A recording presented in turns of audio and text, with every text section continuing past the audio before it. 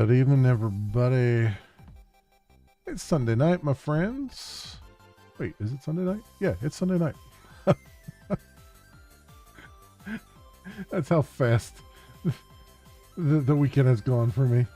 Come on in, everybody. Welcome. Hope everyone is doing well. Hope you're all healthy, happy, and all of those things. Hope you all had a good weekend so far, too. And everything's going well. So we're just going to chill and fly and exobiology. Biology. As we were doing last night. Just we're going to try to get a couple more, maybe an extra hour or so in tonight if we can of some stuff. That's just the name of the game right now, because we're on a nice long haul, and I want to come back and be a multi-millionaire in this game is my goal.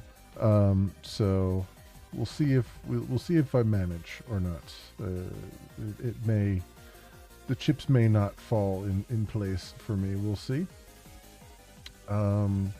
But I've moved on. We're in the same system we were in when we left last night, but I've moved on down the line of these planets here. And I just finished mapping this one, or grabbing the exobiology off of that one, I should say. So we should be able to move on to the next jump here. 275 jumps left, my friends.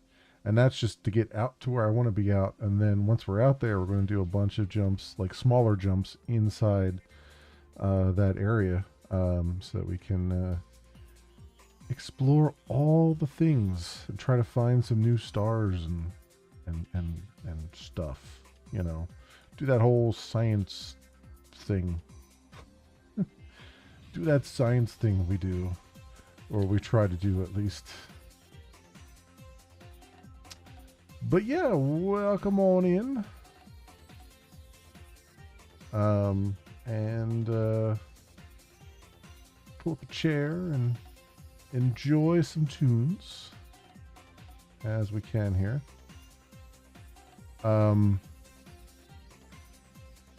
What's going on anymore? I forgot that at some point here, I don't know if it's this month or next month or later on this year. I don't remember when they announced it, but there's another expansion for the RoboCop game that we played many moons ago. It was months ago, I think, at this point. That I think is coming out relatively soon. I'm not sure exactly. I don't remember exactly when it's supposed to come out. So that's another thing on the list of things to keep an eye out for. Oh, well, there we go. Didn't have the audio turned on. Sorry. I apologize. But there we go. So yeah, we got that one. Got that one coming. I'm curious to see and excited to see that as well.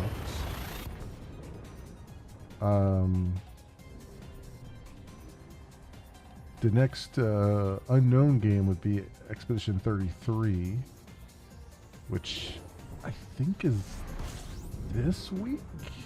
Question mark? I have to really look at the release stuff on Steam, find out where this stuff is coming, when this stuff is coming.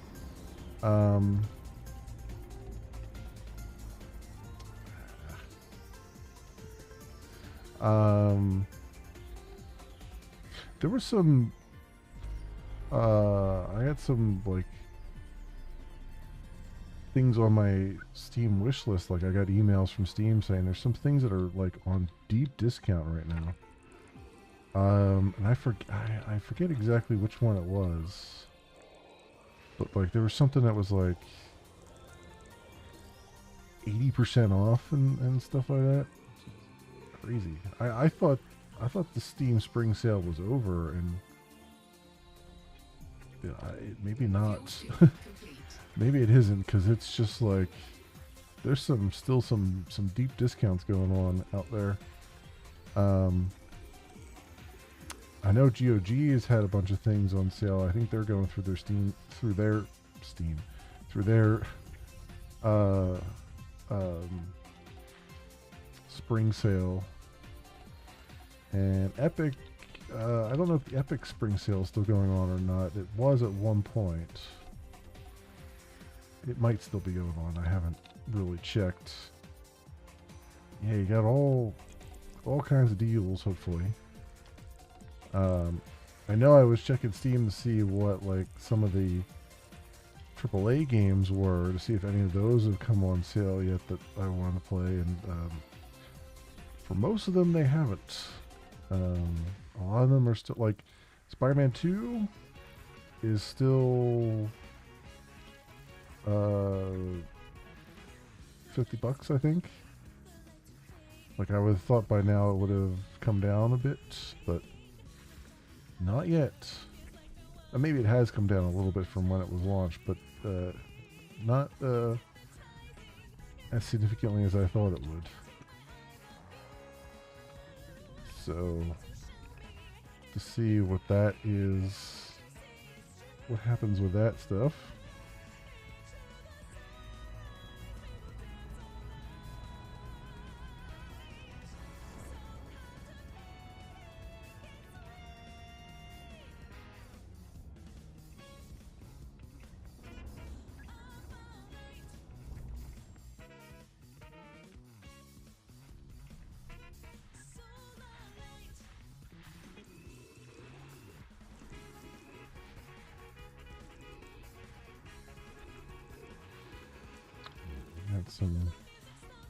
Got some gas giants here, so we should have some moons.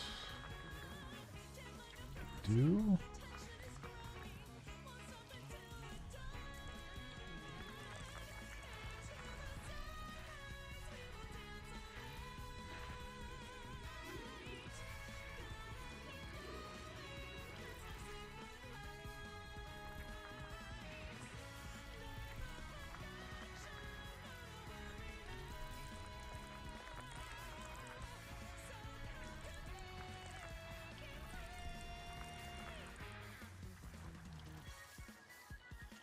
I'm thinking about, so apparently my understanding is Elite stores its save data as like a series of journal entries, like a series of files, and I've been thinking about maybe taking a look at some of those files and seeing if I can write something that will pull some interesting information out of there, if there is any that I want. I know I'm not the first one to do that. There's plenty of tools that pull stuff out of there, but you know, where's the fun in using another tool when you can you can learn how to make one yourself, right? But I kind of want to see if there's any kind of juicy tidbits in there that would maybe help me, or help like because I've noticed when it comes to like exploration stuff, the game kind of doesn't have a lot of in-game tools to help out. Right, you just kind of have to go around blindly and find systems that don't have anyone, or systems that you haven't already explored, kind of thing. There might be a filter for it too. I don't know, but yeah, it's a little bit, tiny bit clunky. It'd be interesting if I had something that was maybe a little bit more streamlined. That was like, you know, here's the places you've looked at, and here's all the systems that you've cataloged, and you know, especially with the colonization stuff, like it'd be nice to have a list of all the things that I've looked at and been like, oh, I've been there, and that would be a good, colony spot. Like, look at this system here. Like, we got a ton of gas giants, so rings that are probably pretty good. We've got multiple asteroid belts. It's a binary system, and a couple of these guys have potential for biology. Now these don't down here, but these three potentially do have them, because they have the dark blue circle and then the half circle. That's how I know to look at those. So this one has 5 biological. This one has 4. And that one has 4. Okay, not bad. Let's go here then and go figure out what those biologicals are.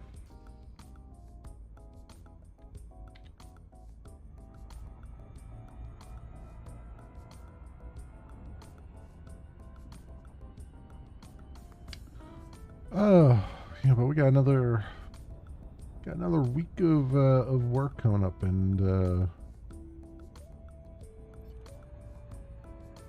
I'm so glad. It feels like it's going to be another easy week, which I mean, yeah, there's always the possibility that,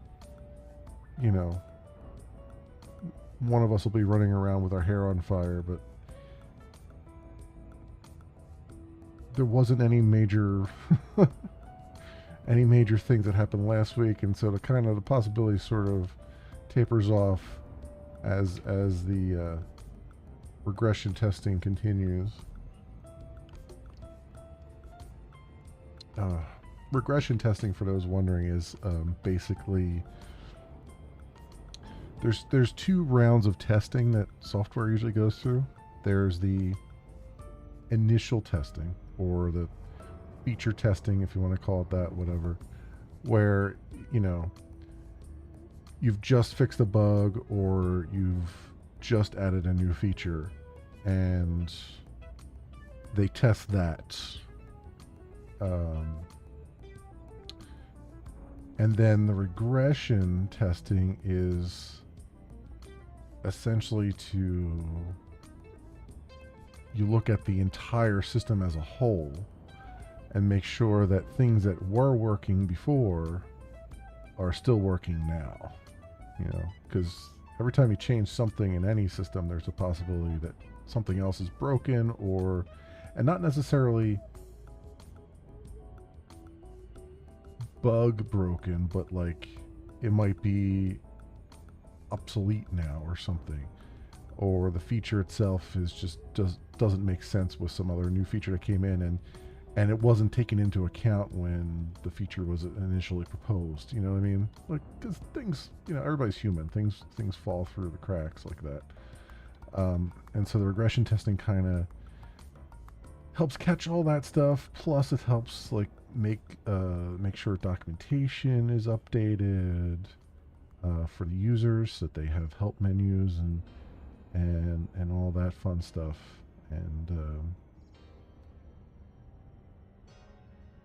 And yeah, it's arguably even more important than the initial round of testing, because you want to make sure a measure of quality of a system is not is how fragile it is every time you change something.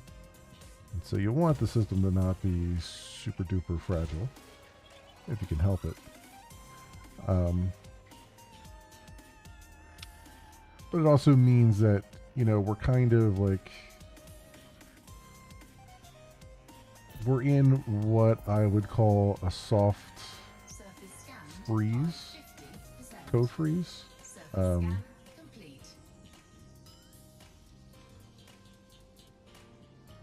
Bacteria. Alright, let's keep the Concha one on there, since that's got the least amount of blue.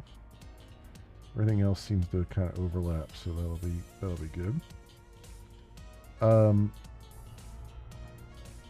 So it's like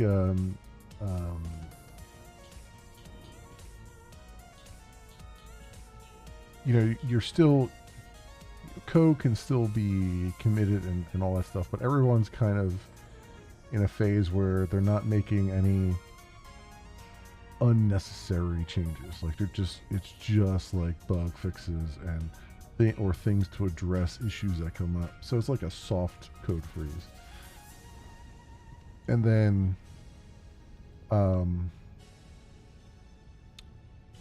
once everyone signs off on like the regression testing's finished and everything's looking good, then we usually put like a hard code freeze in, which doesn't usually last very long. It's just necessary for a little bit, while everything is tagged and versions are updated and all that fun stuff.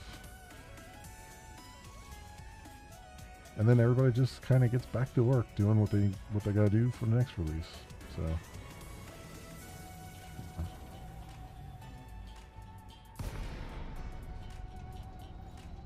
And, depending on how you structure your code, you don't necessarily need a hard code freeze at all. It's just kind of,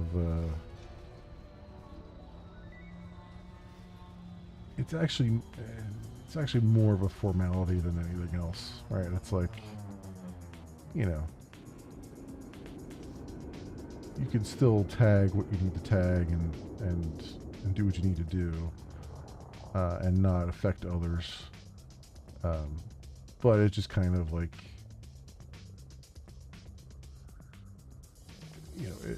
it helps to just kind of have this, like, it gives everybody a chance to just take a snapshot of what's there and not accidentally mess up that snapshot or accidentally take the wrong snapshot or whatever.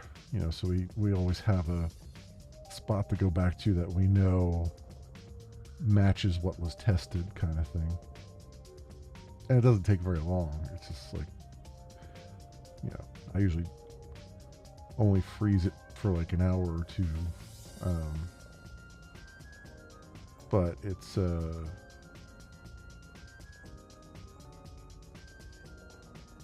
always kind of a relief to do that, right? Because it's like, okay, this is done now. Let's start looking at the next thing. And it's also kind of a relief because, we start to then work on, like, the way we're set up is that we don't necessarily get feature requirements in right away. Like, that usually takes a few weeks for the business owners and stuff to product owners, I should say, and stuff, to kind of get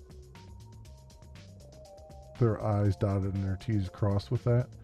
So that gives us a chance on the tech team to just take care of, like, technical debt stuff that's like bugging us, or performance things, trying to make the software just a little bit better, updating library versions and things like that. And it's actually the part that I like the most out of everything, right? Because it just gives us that. It gives us that. Oops. Oh, I had a little strike there. Just a tad. Shields took a little bit of a hit. we had a brushing incident with a canyon.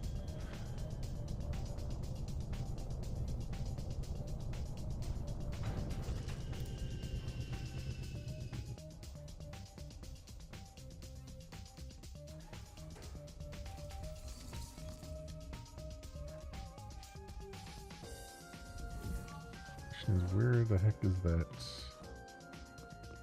thing I just scanned? Ooh, the gravity is really low on this planet. It's kind of cool.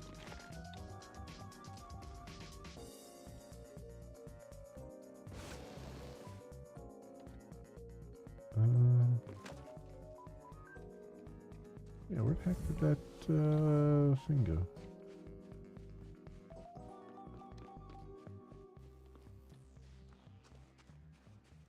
That I scanned.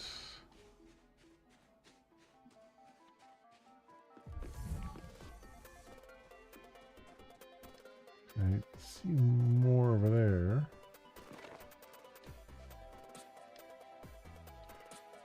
Oh, there it is. Did I land on top of it? No, that's not it.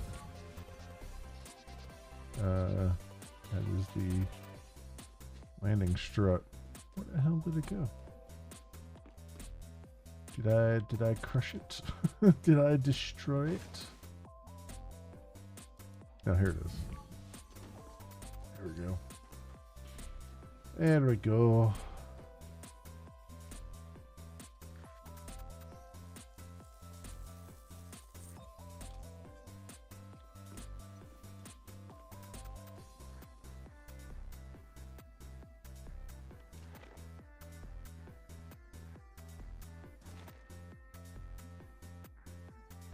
So that's kind of like the fun week.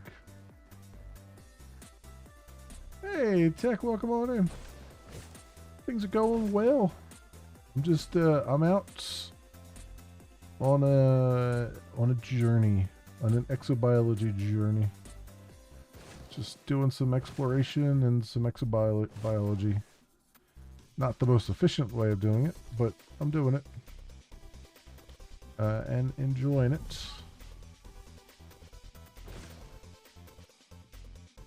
I'm hoping to come back with some megabucks, but I'm still on my outward journey. I'm trying to get out of the inner Orion spur and out to another sector that looks like it hasn't been all that explored. But I got another like 200 jumps to go or so, 240 jumps.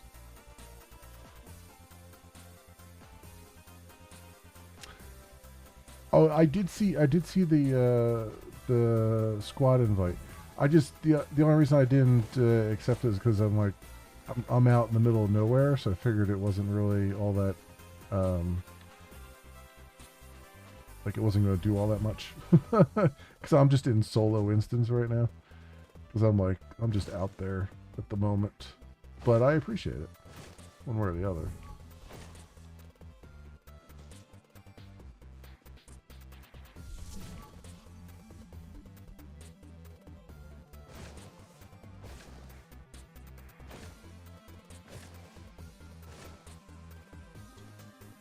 Yeah.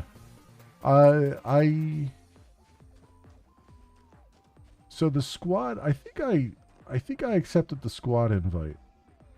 But I think you sent me, or maybe I'm confusing the two. I think last night you sent me a private server invite, right? That's the one I didn't do because it was like I'm just in solo right now. I'm out there. But I think or maybe it was just a friend invite. I don't even know. Maybe it was the friend invite that I accepted. I accepted something. It might have been just a friend invite. You can take it and just save them for later. Ah, I got you. Okay. Yeah, I'll take a look. I'll take a look at that. I thought it was immediately going to put me into a private thing, and I'm like, well, I mean, that's fine, but I'm just like, there's probably nobody around me.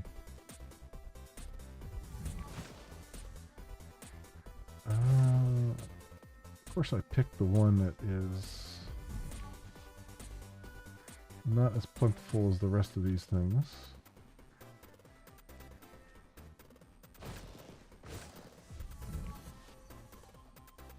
I am regretting not bringing an SRV though. I will say that much, but I'm not going to turn around now. I'm going to be stubborn.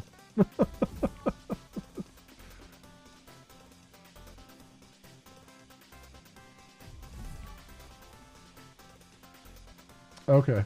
Okay.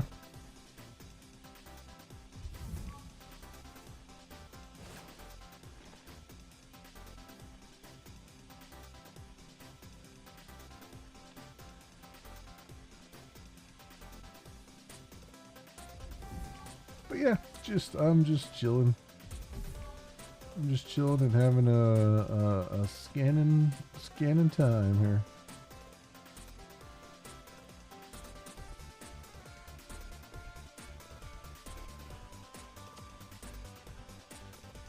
Oh yeah, I have that. I have the. I could probably knock on your thing. I have that turned off because I don't like the. I don't particularly like the feature, but yeah.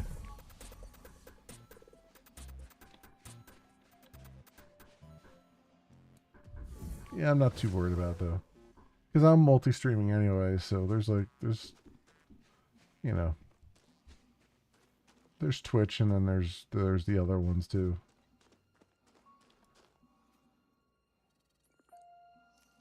Yeah, that's fine. That's fine. I appreciate the offer though. I just you know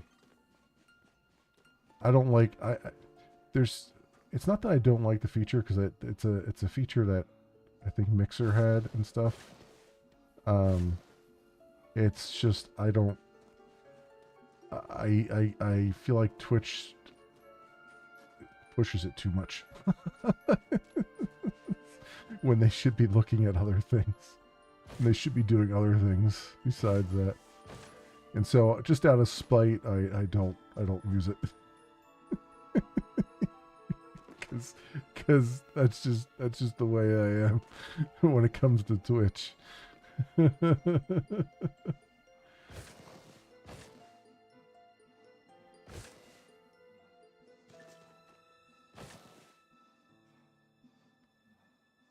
Yeah, I mean I get that it'll help boost the users and stuff. I don't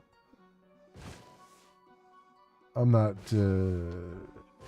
I'm not that engaged with Twitch in general. Let's put it that way. I would rather have viewers on YouTube or Moonbeam, to be perfectly honest. Not that there's anything wrong with anybody watching on Twitch. Watch wherever you are comfortable. I just until they actually make some meaningful changes to long-standing problems. I've been just kind of a well, you know that I've been a Twitch hater for a while for no particular reason, but in general.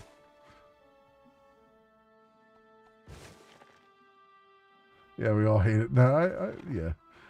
Well, and you know my thoughts on it, but yeah, and Moonbeam is okay.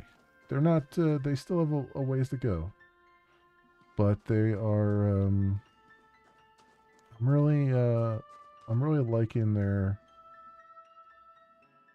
direction, and they haven't had an influx of people like yelling at them to do this feature and do that feature and all that stuff. They've been just kind of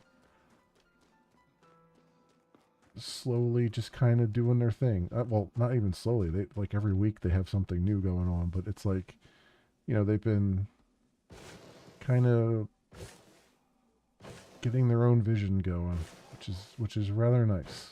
It's refreshing.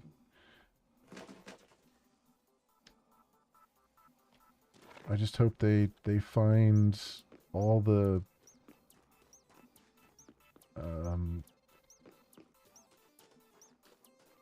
investment and stuff that they need to keep on trucking. Because tain't cheap. Tain't cheap to do the streaming stuff. And they're using Amazon IVS on the back end, it looks like. So definitely ain't cheap for them.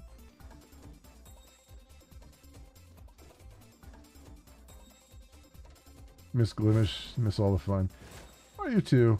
I honestly I miss Live Space more because I feel like they were really. I feel like their management was really on top of things. Glimish was good from the perspective of from a technical perspective, but they were not good from a vision perspective. You know what I mean? And Live Space was good from a vision perspective, though they didn't really have the feature set or the technology going yet for them. And then they just plain ran out of money, which sucked. But it is what it is.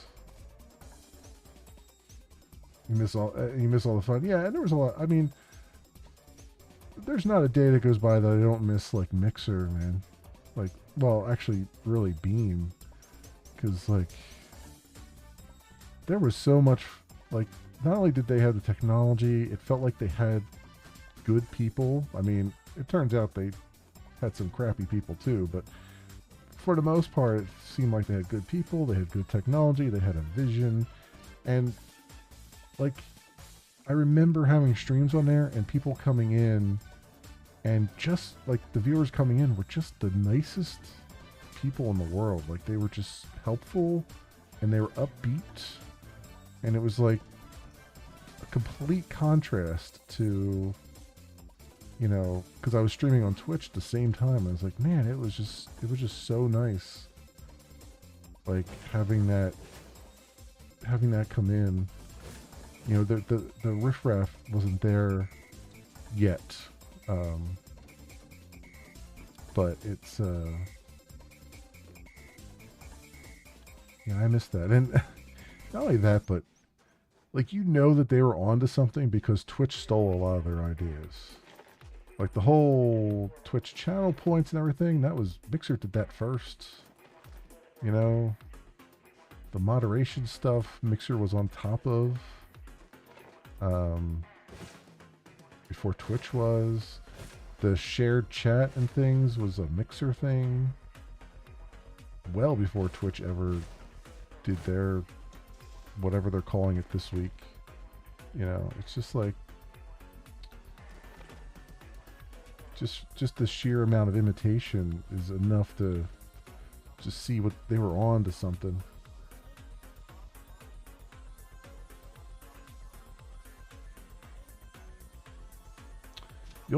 The only real problem with Mixer was that they, I mean, obviously there was management problems, but with they unfortunately did, like,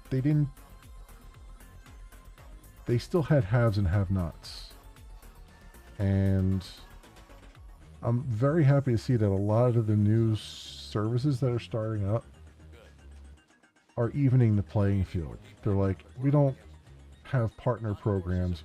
Everybody just gets monetization straight up. Everybody gets all of the platform features like right away. We're not going to have a class system.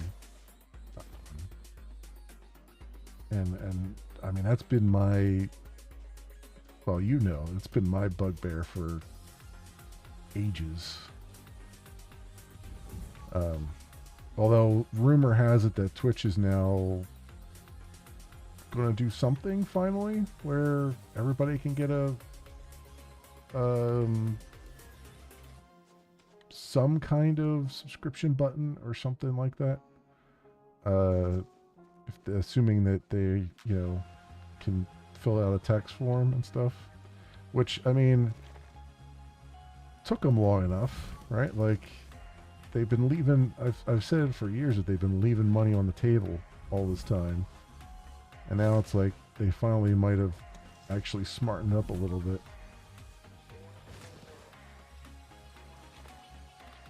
Facebook got it. Yeah, I know. And Facebook, I mean,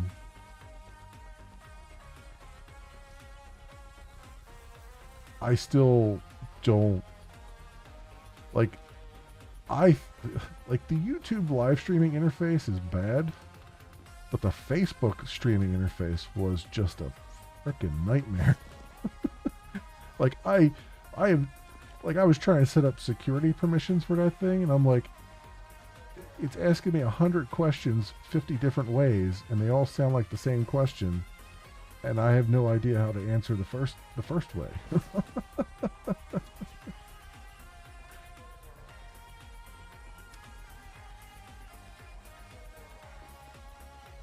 They also run a ton of ads on all when they do. I'll quit. Well, that's my thing. My hope is that if they do roll out a subscription button for everyone,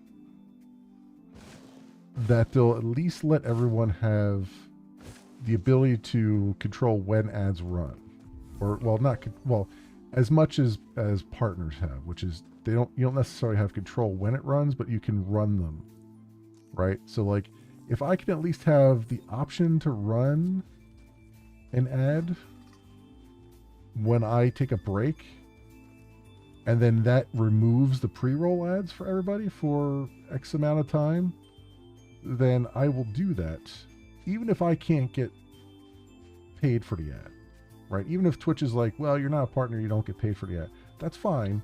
I'm okay with that. Just let me get rid of the goddamn pre-rolls, because they just absolutely destroy channels. Like, completely destroy channels, you know? Like, why would anybody raid a channel when as soon as you get in there, everybody gets an ad? You know, like, it just makes no goddamn sense. Did Facebook give up? No, you can still stream to Facebook. As far as I know,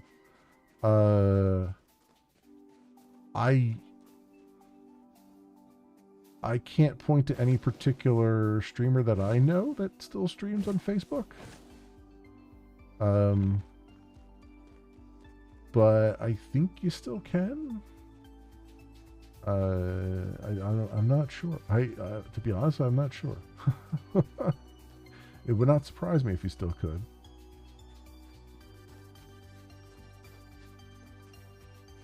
Wait, wasn't there a third thing around here? I think it was just those two things that I saw. I need to go looking for bacteria too, right? Looks like there might be some bacteria over there, maybe. Let me see. Like how they run ads on the side now. Yeah, like I'm noticing a lot more of the inset ads where the stream like shrinks down for a couple for 2 minutes, and then there's like a banner ad around it, and then it re-expands the stream. Now I've got the banner ad itself blocked, but those I'm okay with, because I'm not missing the stream. What really prompted me to like put an ad blocker on was like I was watching a streamer, and they were playing a game that I wanted to get an idea of, like what the game was like, because it was something that I thought maybe I'd like. And you know, I got onto their stream. There was a couple ads. I was like, all right, whatever. And then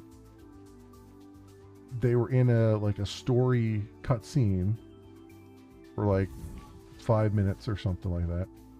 And then just as they left that cutscene, they were ready to go do some combat and stuff, I got 6 more minutes of ads. And then when it came back, they were back out of combat into another story scene. And so I was like, all right, whatever, let's just wait for the next one. Then a couple minutes go by, they get back into combat, and as soon as they get back into combat, more ads. I'm like, this cannot, I'm done. I'm like, this is it. I'm like, I'm here for one thing, and I can't even get that thing. And it's like, you know, that was it. I had it. And I'm like, I don't care who it affects. I'm blocking the ever-living F out of it. But I found a blocker that fools Twitch into thinking that the ads ran. So everybody gets paid. Twitch gets paid. The streamers get paid.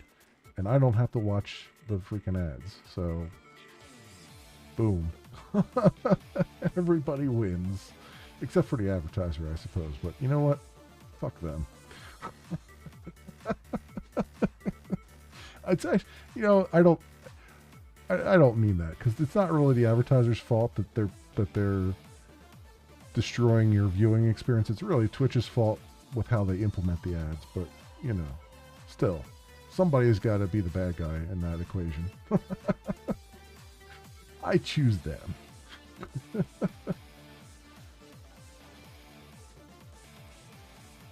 They want the ads to play 24/7 and not give 1 cent to. Yeah.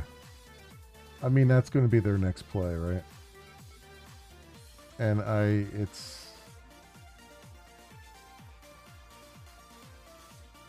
it is what it is.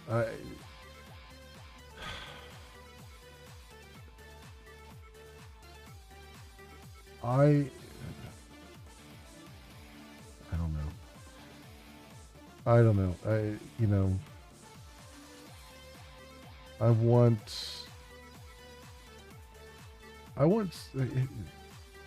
services that aren't ad supported.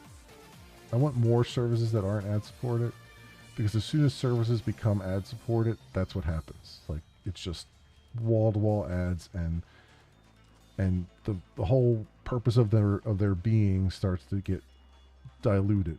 Like, I mean, even freaking like Amazon Prime Video now, right? Pay extra money to be on a tier that is not supposed to have ads, and yet every so often I get an ad during certain videos, usually like ones from like the BBC or something. I'm like, this is just cable TV again. I got away from cable TV because I couldn't enjoy any programs because there were ads every 10 seconds, and now I'm paying more and I'm getting freaking ads again. And it's just like, it just dilutes your experience, but it's so lucrative, and these services are so tied to, like, they're so afraid to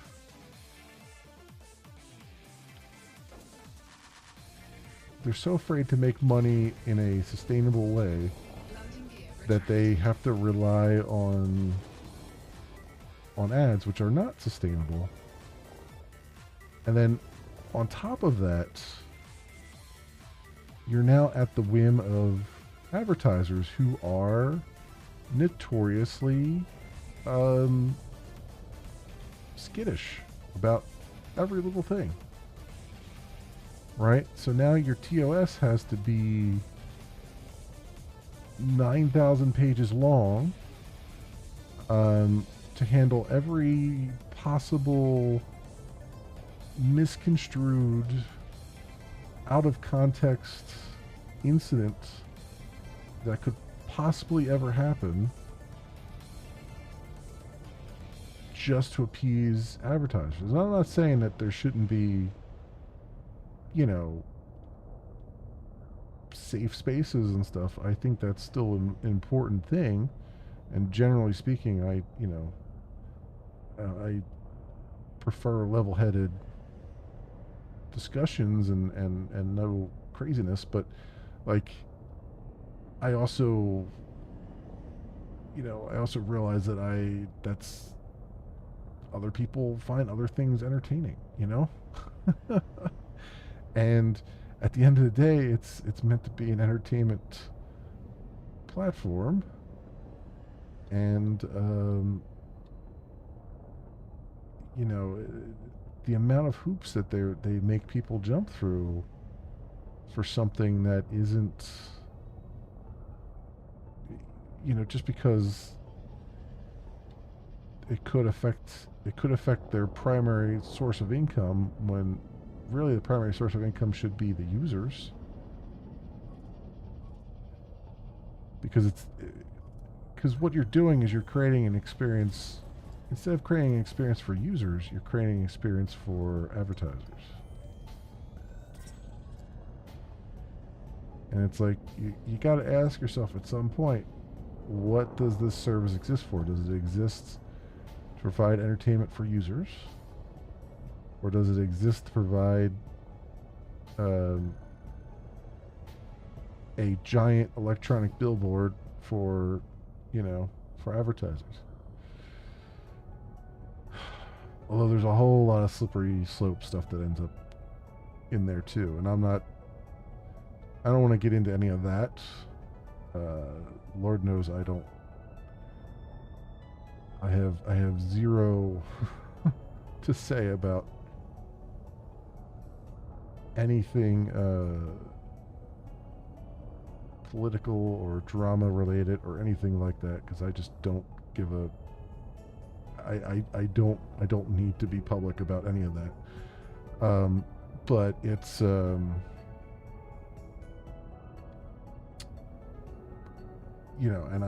I do really want. I do really want a space that's like happy-go-lucky and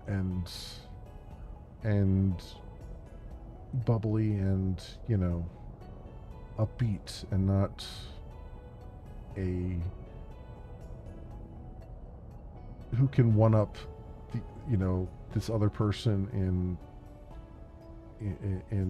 being the worst person in the world.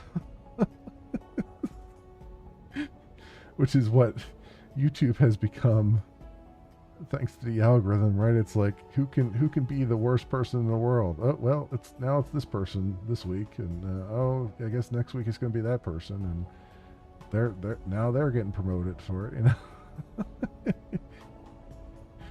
But it's and that's what you degenerate into, but still. I don't know. I have no answers. Only questions. Lots and lots of questions. Oh, man.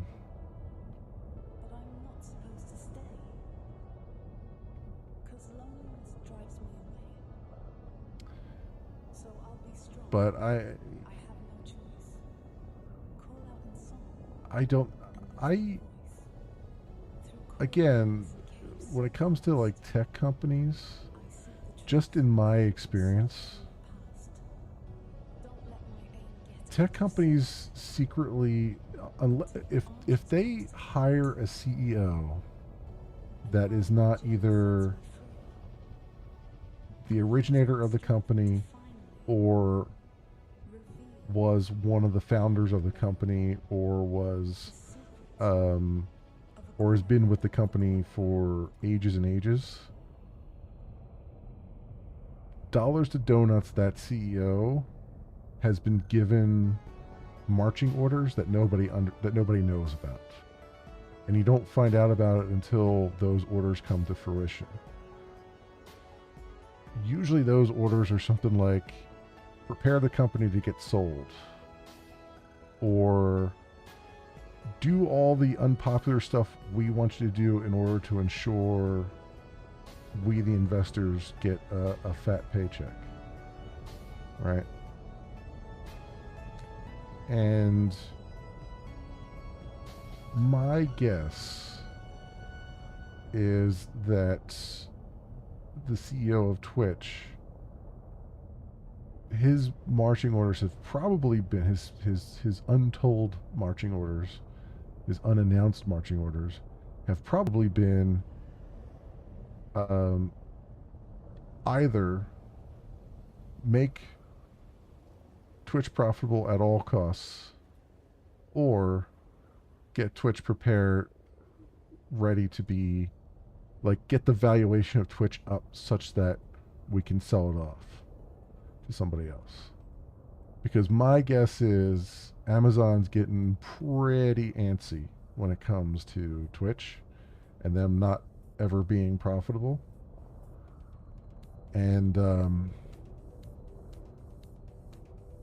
And we've seen a lot of departures from Twitch internally, which says a lot. When you're long-term employees, when you start having a brain drain situation, that's usually a good sign that something's going on internally, that all these people are like, you know what, I don't need this crap anymore, I'm going somewhere else.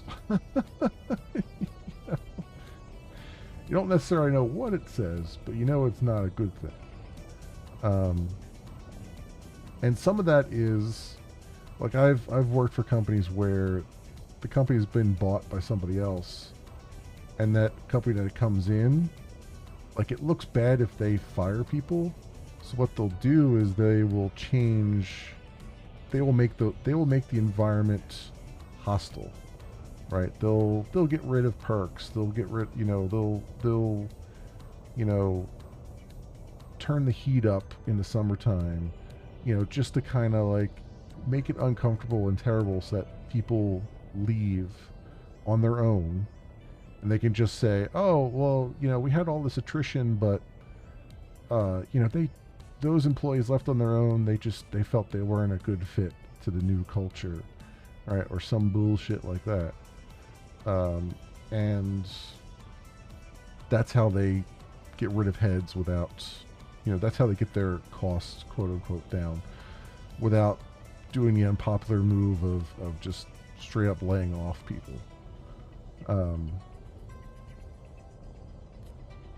And so some of that a couple of years ago happened to Twitch.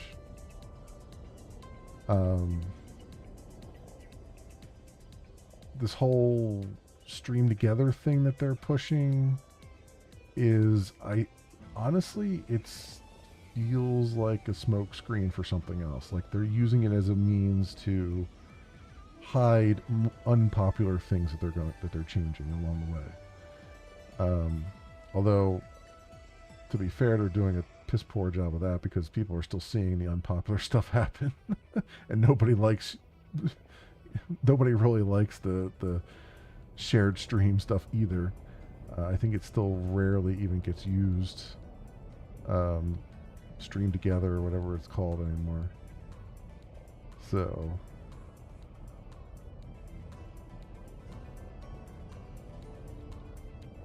yeah, and I, for one, turned the knock thing off as soon as it popped up in my dashboard. Which, the interesting thing about that was you had to add a button to your dashboard in order to turn it off. And so that is all, in my opinion, about analytics, right? They wanted people to add that button so that they could go to their corporate overlords and say, look, we rolled out this feature and all these people added this button to their dashboard. And just leave out the part that they added the button to their dashboard so they could turn the damn thing off. Because, that's when you're trying to push something to people who generally aren't technically minded, which is suits, not above doing some creative accounting, as it were. But yeah, I can bitch and moan all I want, but they're gonna find, they're still the big dog, right? Nobody has unseated them yet, even which is really crazy to think about because they're actually not the number one. They're actually not number one for traffic in live streaming. It's actually YouTube. If you look at like stream charts, YouTube actually blows away Twitch as far as the amount of people who are live and live viewers and stuff. But YouTube's interface is so god awful that nobody wants to give them kudos for that,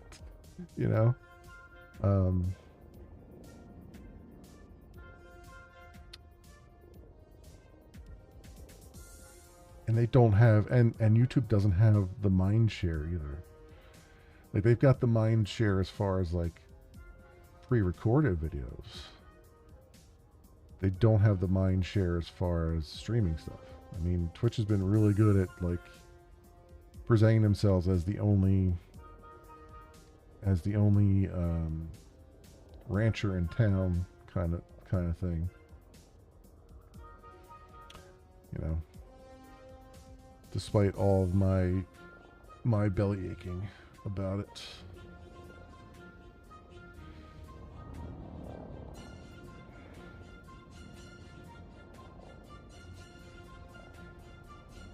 And in fact, I was looking on stream charts the other day to see how different services were doing, and you can see the tides turning on a lot of different services, as in turning negatively for a lot of the services. Like Trovo, the biggest share of Trovo's audience, I think, is Russian. So I think it's like 50% Russian language channels. So it's like they don't really necessarily have a global audience anymore. Looking at their stuff, even though they have numbers, they don't necessarily have a global audience. And even you look at Kick, I think it's like 25% that their highest demographic is Spanish now, like 25% Spanish language streams. So they're losing some of their global appeal as well, which is probably why we don't hear too much from them anymore. You know, they're kind of scratching their heads a little bit, I think, at this point. So interesting stuff going on there. Yeah, and I'm not saying that English has to be the global language or anything, but it's usually an indicator of something that is of a service that's not niche, as if English is like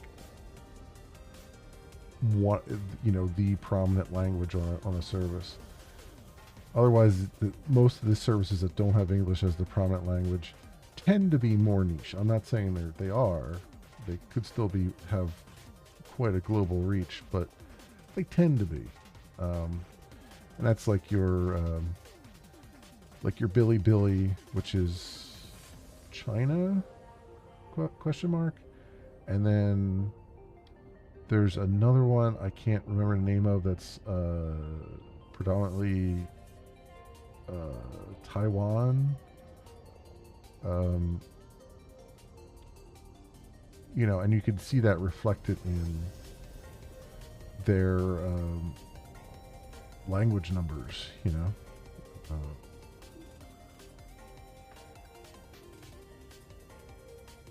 You tend to have, when you have more of a global reach, you tend to, it's not always the case, but you tend to have English as the one language that kind of has the larger share of the audience, for better or worse. Yeah, that could certainly change in the future, and there's definitely room for that to be not correct. You know, it's just an observation that I've made based on what I've seen.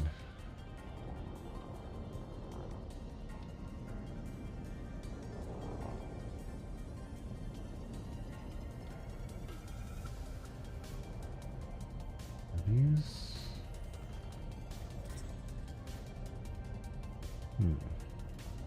What have I scanned already? Because I'm not seeing anything new here.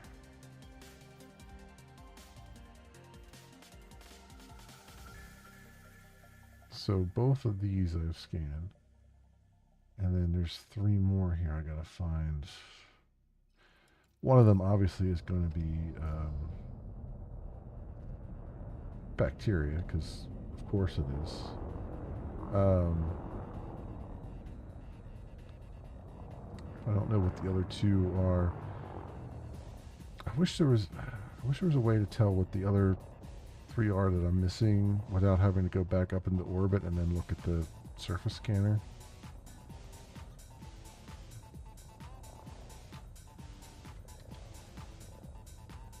That gets a little bit annoying that I have to go up into orbit, look at the surface scanner, then come back down again.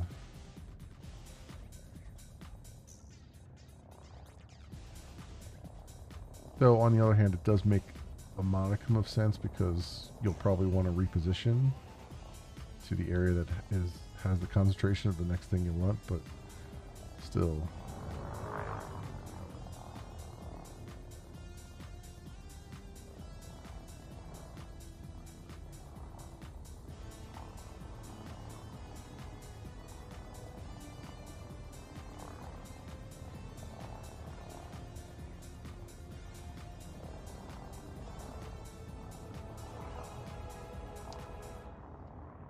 Okay. Got going on.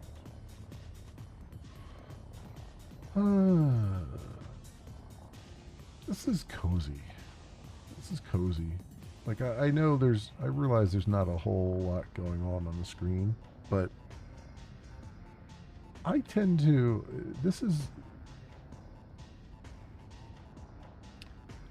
I might as well speak of the philosophy behind my streams, because why not? I'm feeling a bit philosophical right now, nerdy philosophical, if you will. But I tend to, like, when I watch live streams, a lot of times I'll have a stream on during the day while I'm working. It won't be on my work computer, it'll be on my gaming rig. So it'll be on a different monitor, but it'll also be usually in a different tab, just so I don't have like flashing lights and stuff on the corner of my eye. So I'll usually have it open in a background tab, and I'll just be listening to it in my headsets. And I tend to run my streams the same way. That's why I like to play music for streams like this, and I do the best that I can to always be saying something, although, you know, I do have some long pauses too, because I think both are important. But I always kind of figure people just have like a background tab open, and I'm just a source of noise while they do something else. Because that's what I used to. I mean, that's what I use a lot of streams for. It's just kind of a source of noise in the background. That's also why when I'm playing like an RPG game that has some text in it that isn't voice acted, that's also why I sit there and read the text out loud. In most cases, unless it's like reams and reams of it, because I figure no one's looking at the screen, and so that's just more, you know, you get to hear it rather than have to have the screen open to read it, you know. Plus, everybody reads at different rates too, so it's like, how long do you hold it open for? 5 seconds, 10 seconds, you know.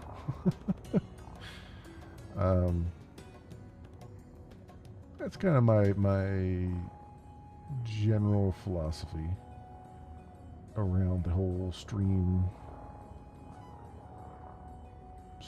stuff.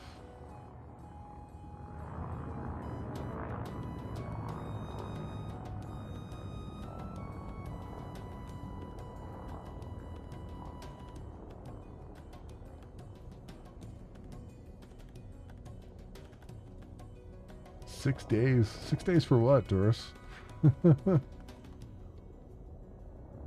Also, welcome on in.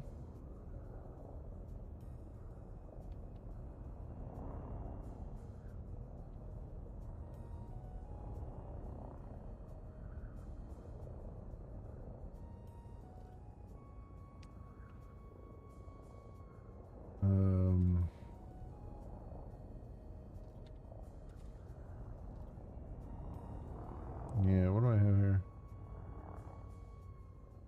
Oh, you just joined and heard me giving time like well, Well, thank you. I appreciate the appreciate you throwing your hat in the ring for 6 days.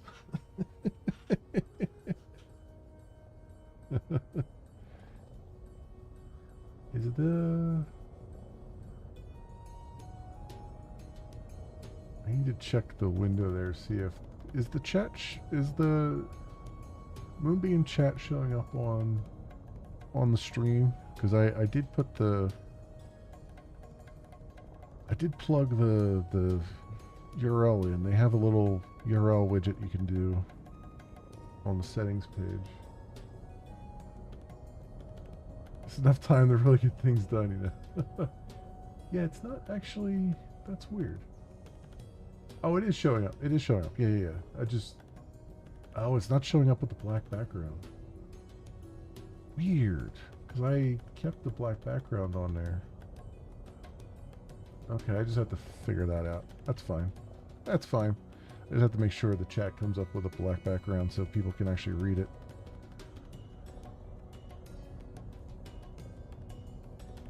No, so Moonbeam has a,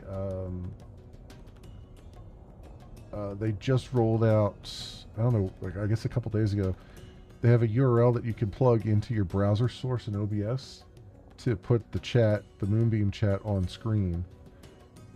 And it is showing up. I just plugged it in today and it is showing up there, but it's really, it's hard to read from what I can see.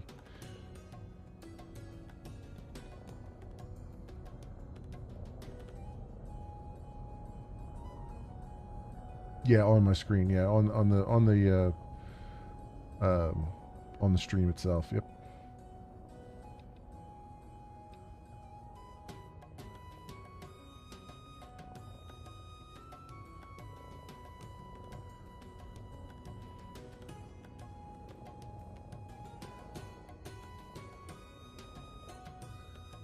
Okay. Don't see anything. Yeah, it's hard to see. It's the Moonbeam chat should be is appearing from what I can see, right above the time and date in the bottom right corner. The Twitch chat and stuff goes through Mix It Up, and that should be showing up towards the top right of the screen. I haven't really been seeing that too much, so that might be having an issue. But yeah, I think the Mix It Up chat is having, like, I see your chat showing up in Mix It Up, but I don't see it showing up on the screen, so that might be having a little bit of an issue. But yeah, the Moonbeam stuff is showing up. It's tiny. I should probably make that a little bit bigger. Let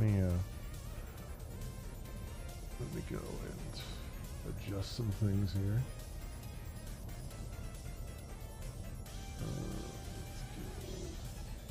Let's go a little bit.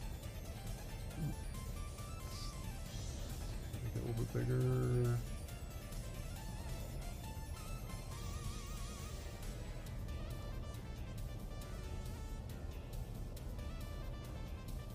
It's kind of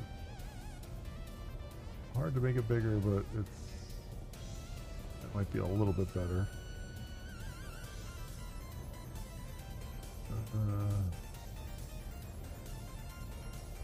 Not seeing any chats in my stream at all. Interesting. I am seeing it on the preview window.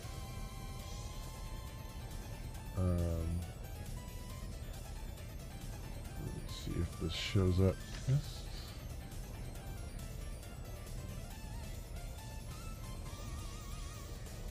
Yeah, so that's a little bit bigger. Anyway, so that showed up. But the problem is it's clear background. And then the Mix It Up chat. Let's see, maybe if I refresh this. Refresh cache current page. Let's see if that works.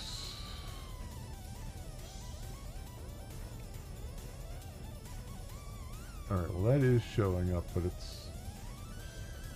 For some reason it wasn't showing Twitch chat. Oh, there it is. Now it's working. Weird. I don't know. It just needed... It needed a little intervention from me, I guess. I don't know. I don't know. Don't know. Anyway.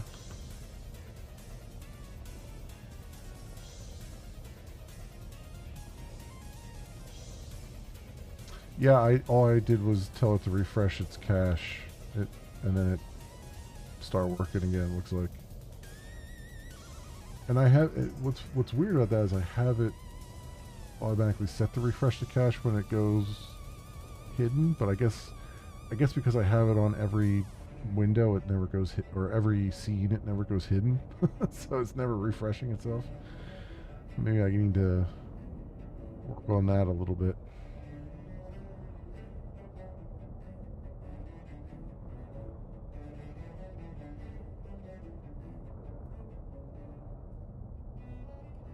See, the other problem with the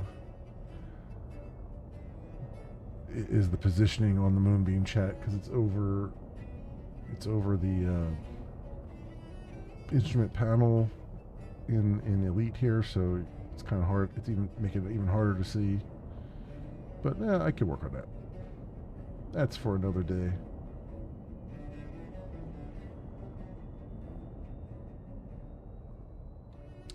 Quite the delay in Moonbeam. Yeah, it's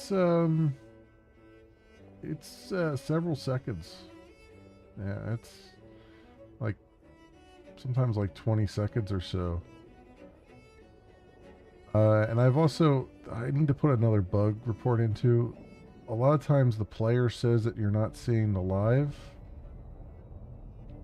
thing, but every time I click live, it doesn't go forward at all. So I think it is showing you the live stream, because you can go back a couple seconds, a couple minutes in the stream. You know, like YouTube, you can move around in it. So that might be just a visual bug that's happening there too. I think they're having some kind of general issue with, like, the browser is just recently, like Chrome and stuff, just recently updated, maybe the end of, like, middle of last year, where tabs go to sleep now when they're not being actively clicked on. And a lot of JavaScripted stuff has to be altered and fixed so that it takes into account a tab going idle, so because it will stop some threads. And I'm wondering if that thread stopping is what's causing a lot of the, like, partial logouts and stuff that we're seeing with Moonbeam and all that stuff. I did post a bug report about the chat channels going away and then coming back, which was pretty funny because they went away. I took a screenshot, and then as soon as I came back to that tab, it refreshed itself and they all came back again. So it's like, hopefully they can figure that out.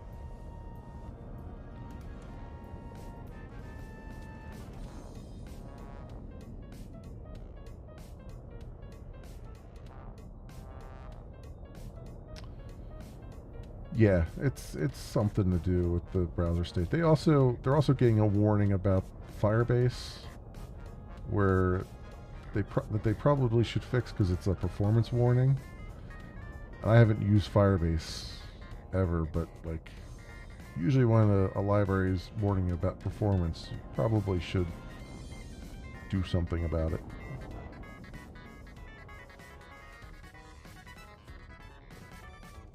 Session thing. Yeah. It's like it's my guess is some thread is getting idled when the browser tab gets idled, and then when the browser tab becomes active again, it's it's kicking that thread off a couple times in a row, and every time it's kicking it off, it doesn't have an up-to-date session anymore, and so there's a whole bunch of 409 HTTP 409s happening, and then suddenly it kicks back into play again. Plus, I think they have whatever they're doing for session management. They need to increase the amount of time that a session is active, because even like other browser windows, like I'm getting logged out entirely of Moonbeam like every like 3 or 4 days, which is kind of crazy for a consumer. Like, you know, for a consumer service like this, you don't need to log them out every 3 or 4 days. You don't need to kill sessions every 3 or 4 days. You need to, that should be hanging around at least for a month, you know. You shouldn't have to log in that often. But that also could be some affinity thing with a load balancer too. Like maybe they have a load balancer in place and it's not sharing sessions properly, and so you're getting bumped onto a different server, and that server has no idea what your session is, so you're getting a brand new session and getting logged out and all that stuff. Who knows?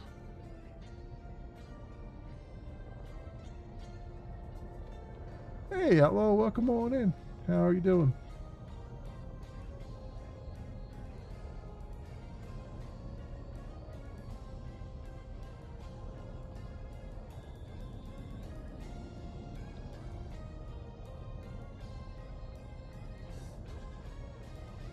Okay, there's got to be... This is another one of those looking around for hours and hours for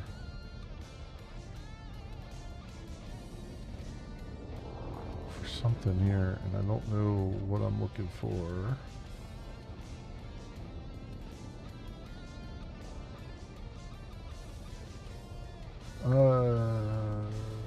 Yeah, let's head back up into orbit and get our filter in here.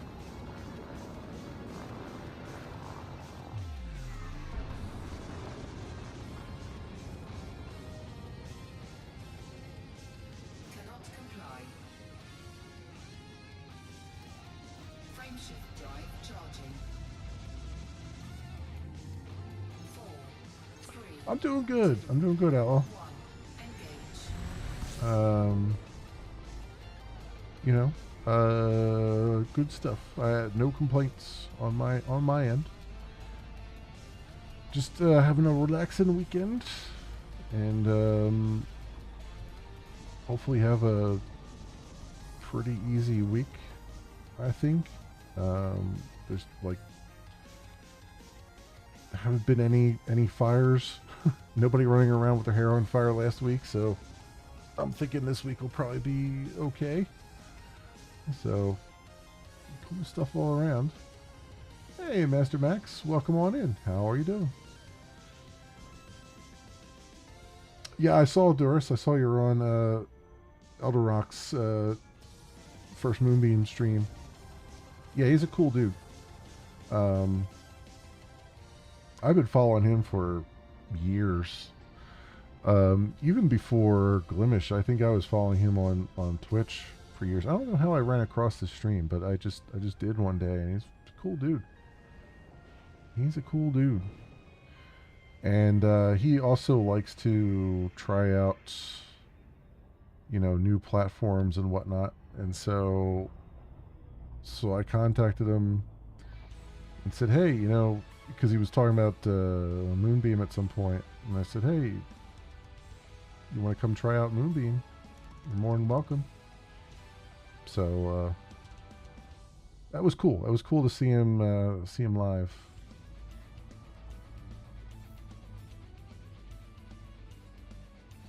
Tubus and Tussock.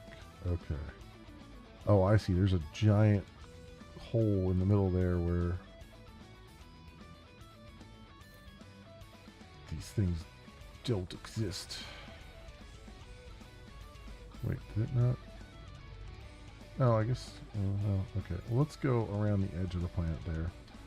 Let's see if we can find some stuff.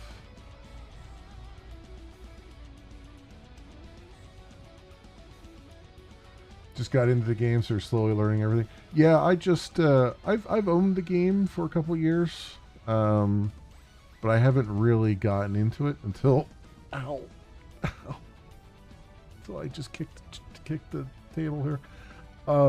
Until maybe a month ago or so. Yeah, about a month ago. Because I saw that they were doing colonization stuff, and I was intrigued. And I thought, you know what? Maybe it's time to actually get into the game and figure things out. So I've been slowly just kind of learning stuff myself. I, as you can see, I like the exploration and exobiology and stuff, and I like the mining. So I've been just kind of doing a lot of that, a whole lot of mining, a whole lot of exobiology, and just kind of chilling, relaxing, enjoying the ride right now. So yeah, I like it. It's a nice, like, kind of, you know, turn your brain off kind of game, and just like feel like kind of just doing relatively mundane stuff. You know, there's also action in it too. Like I did a little bit of ground, like on foot combat for a little bit, which was kind of cool. Haven't really done any ship to ship combat. It's not really my thing, and from what I've seen, it's not much to look at.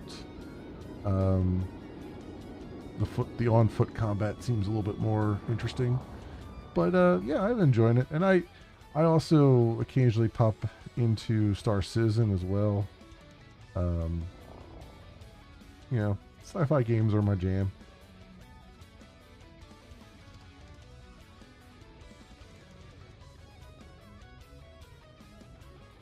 You recognize it from Glimish and Livespace. Okay, yeah. It was that people are in dozens of realms, a questioning engagement model. Well, you think about it, Duras. Not only are people in dozens of realms, but they're going to be probably a lot of people who manage a bunch of different realms as well. So it's a thing. I mean, I still think they have to worry about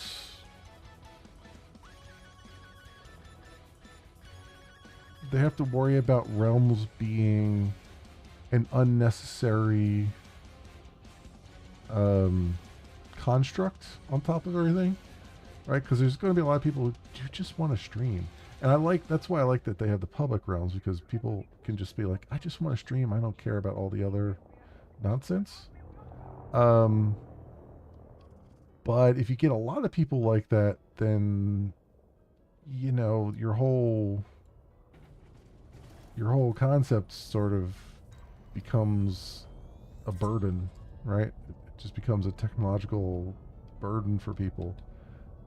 So I don't know. They're going to have to figure out a way to balance all those things. Then you're just another Twitch. It's true, and I'm glad that they have a gimmick that's different enough from Twitch. And I like that they've gone for the Discord like model, because because we've seen how successful, you know, Discord has been, particularly in this space, you know, and even necessary. So I think I think they definitely they need that. They definitely need those aspects of it. It's just the question becomes, I haven't scanned these yet. Okay. Scan these first. Oh, these are the tussock. Okay, that's good. That's good. Looks like we got both here.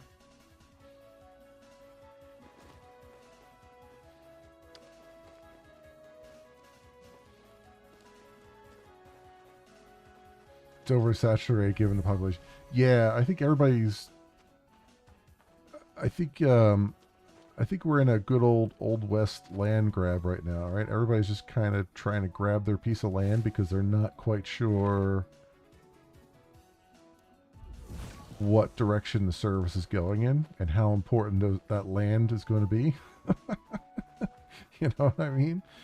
Um, so I can understand their thought process of being like, yeah, because they've had, I think they said 40 requests so far for both public and private realms when they put their request form out. Um, so, you know, that's I think everyone's trying to figure out where they fit in because it's such a departure from everything that we know as far as streaming is concerned that I think everybody's kind of like they're not sure what to do yet, but they know they want to be involved, but they're not sure how they want to be involved yet and what's going to work and what isn't going to work. And it's like when a new game comes out and they try to figure out the meta progression. That's what I think Moonbeam's going through right now.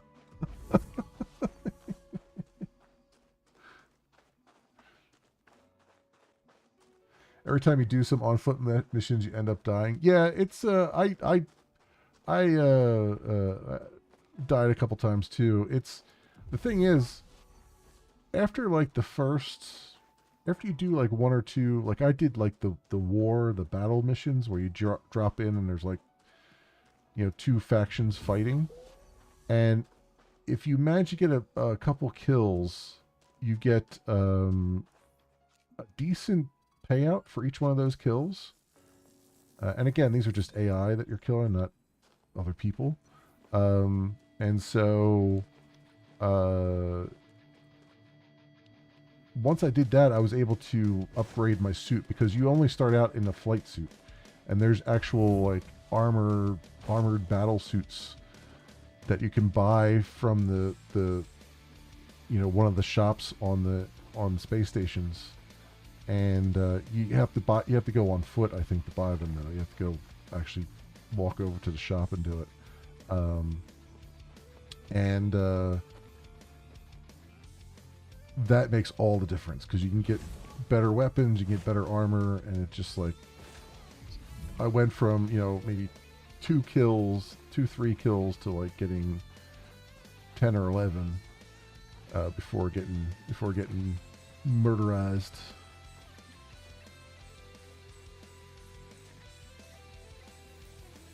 Buy a Maverick suit. You think you just have to get better and kill guards? Yeah. See, I haven't done any of those missions yet where you have to actually infiltrate, like an outpost and stuff. I want to get to them at some point, but I haven't done those yet. I did just the faction. I don't know what they call it, faction skirmish or whatever it is. Like I found a system where 2 factions were going at it, and I just picked a faction, and then what you do is you talk to the guy.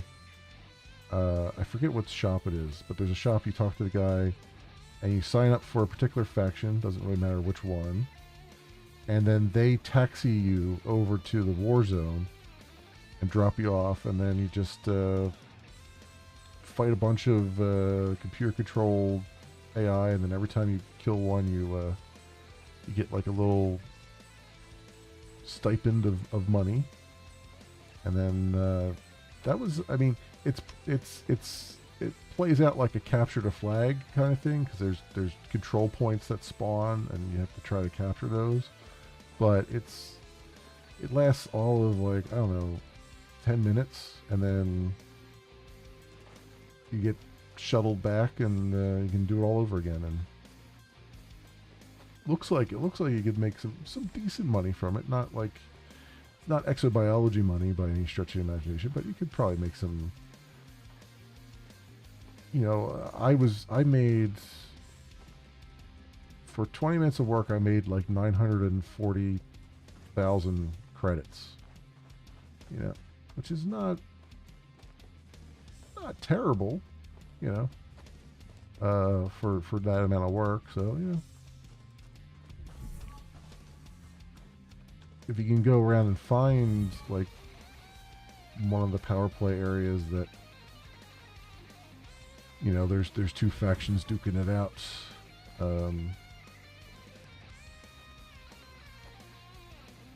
That helps out tremendously.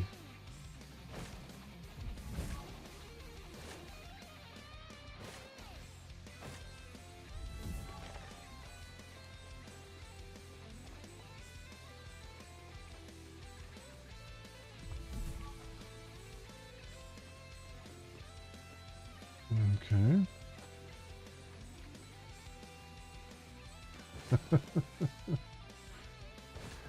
I mean, you laugh about the realms of like different color realms, but I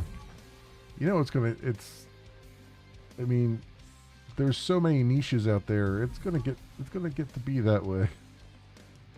Like the realm I'm doing is technically, the continuum realm is technically not what they had in mind for realms. Like I'm just doing a relatively general purpose one. They were really looking more towards like you have, a Star Trek Adventures tabletop RPG realm, and you have a CRPG gaming realm and stuff like that. And I mean, that's fine. You don't have any problems with that. It's just, once they get, and apparently they're working on it this weekend, but once they get the multi-realm streaming going, where you can stream to multiple realms,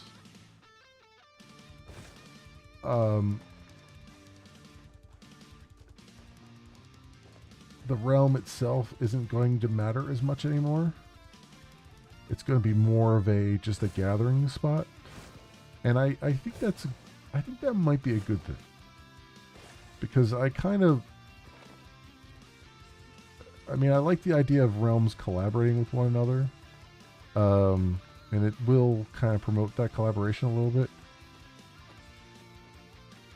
But you also want to be able to have like the whole point of the realm is to have a community, is to have chat happening outside of the context of a live stream and stuff like that.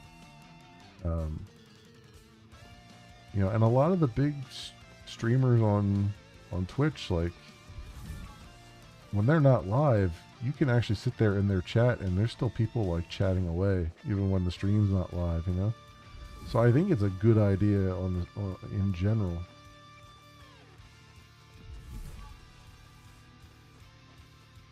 Realms is a broad category of community. Individual streams and teams will be more focused. Well, and there's, to make it even more confusing, they do have the concept of team,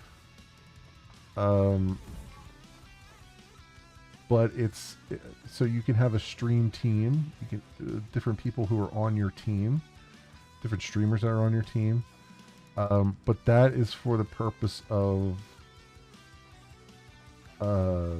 monetary splits. So you can invite people to your team, and then you can set up revenue split. And so whenever people get tips on their streams, that is split amongst whatever percentages are set up. That's split amongst everyone on the team. So there's that. The one thing that I have a little bit of a problem with is that you can also subscribe to a realm, and there's no way for me to turn that off, and there's no way that I can see to like split the revenue that comes in from a realm subscription. At least none that I could see. So I don't know. I would much rather turn that off and just because I don't want to take money from other streamers, but that's just like tips that come in on your stream are yours. Um, unless you're a part of a team, well, and then they go into a team, but you know they don't go to the realm at all. But tips, subscriptions on a realm go to the realm owner, and I don't know.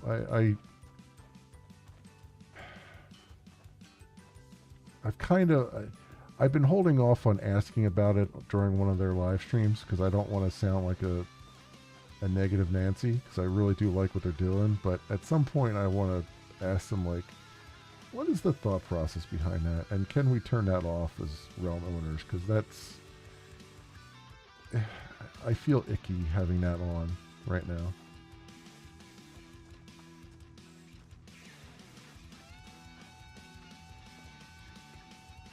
You know, I mean, on the one hand, I could see it as a, oh, here's some bacteria.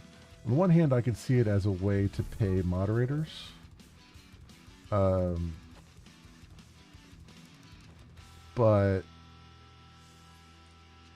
and I'm all for that, but it's, I don't know. I'm,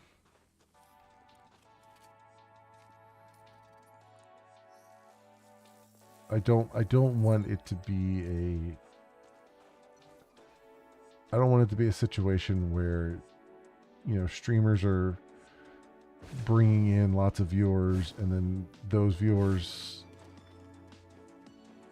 think that by tipping the realm that they're tipping the streamers when they're really not. You know what I mean? Like, I don't want there to be a misunderstanding of how that works, and that's why I kind of want to turn that off, because even I don't quite understand how that works. And if I don't, I'm pretty sure a lot of people don't. A lot of other people won't either. You know.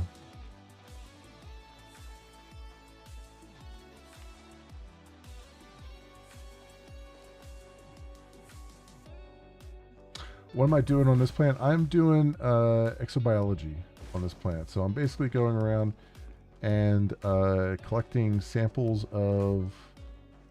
organic samples for each of the different organics on here, like each of the different plants, species of plant and bacteria and all that stuff.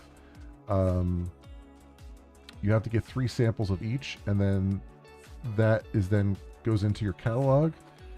And eventually, once I make it back to the bubble, which will be a while, I could turn all those discoveries in, all that knowledge gathered in, and get paid for it. So just like if you're scanning a system and you're scanning all the planets in the system, and you get paid for those scans, so too you get paid for biological scans, and technically geological scans too. But I don't know if I have all the equipment necessary to do the geological scans. It seems like you kind of need a rover for it. But I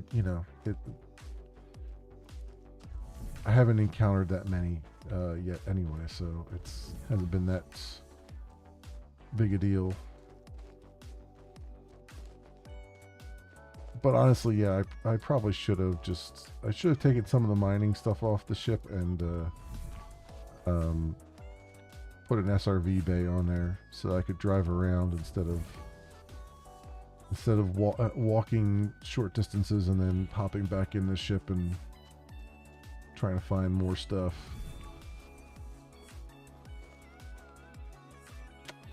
And the scan I'm doing right now, things show up blue when you've either already fully cataloged them, or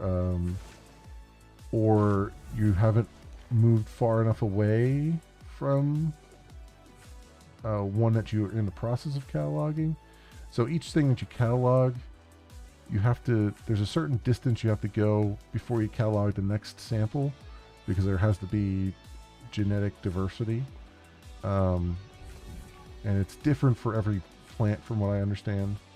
The general rule is like 500 meters, but it's really different for each different species. Um, and so something showing up blue means that you're either not far enough away, you don't have enough genetic diversity, or it's something you've completely scanned already. If it shows up purple, it's something you haven't scanned yet, but if you do scan it, you're going to lose, like you have a partial scan in your container already, like I have one in the container, and I would end up losing that if I scanned a different type of organism before I finish scanning it, which is annoying, but it's just the way the gameplay plays out. Like once you pick one, you have to follow it through, or else you flush it out and do a new one. So it is what it is.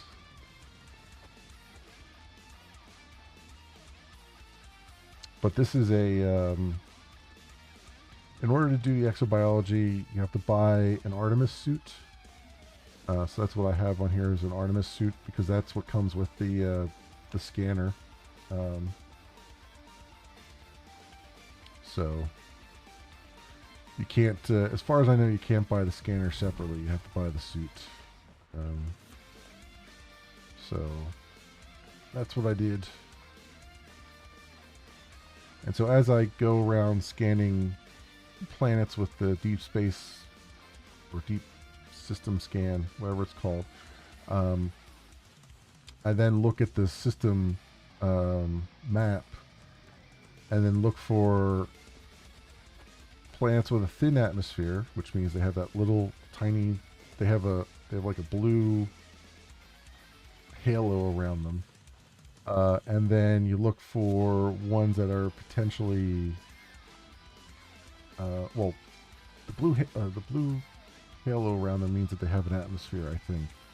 And then there's like a tiny blue line that goes next to it, and that means it's got a thin atmosphere. And so that means it's a landable planet. And then you look at those, and it will tell you in the planet info whether or not there's biological or geological formations on there, like in how many. And then you have to go to that planet, launch some probes with the surface scanner, and then that will show you an overlay of where the biologicals are that you could cycle through to see where they are on the planet. Then you land on the planet, and if you have a rover, you hop into that and drive around and find them. Or if you don't, like me, you just kind of run around with your little scanner, trying to pick up things and scan them. And then eventually, and then you just got the big thing is you just got to make it back to a station where you can sell all that information in one piece. If you die, you lose all of it, which is the other reason why I'm playing in solo mode right now, just because I don't want to get ganked if I can help it. If I die, it'll be my own fault, and that's fine. I it is what it is. I would rather it was my fault than someone being mean.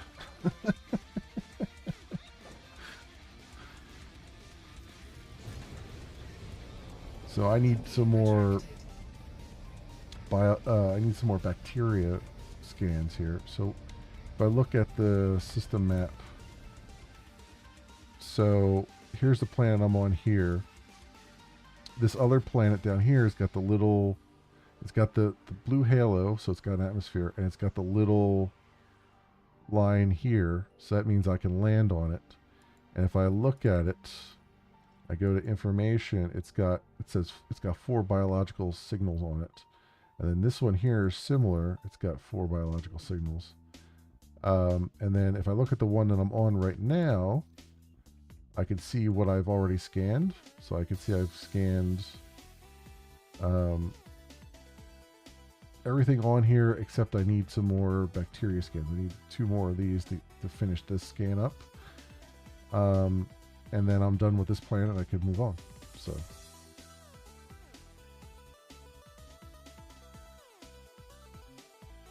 that is the way I understand it at this point. I could have some things wrong there, but that's my understanding to this point.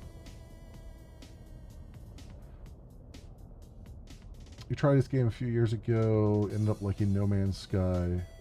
Yeah, I do want to get back to No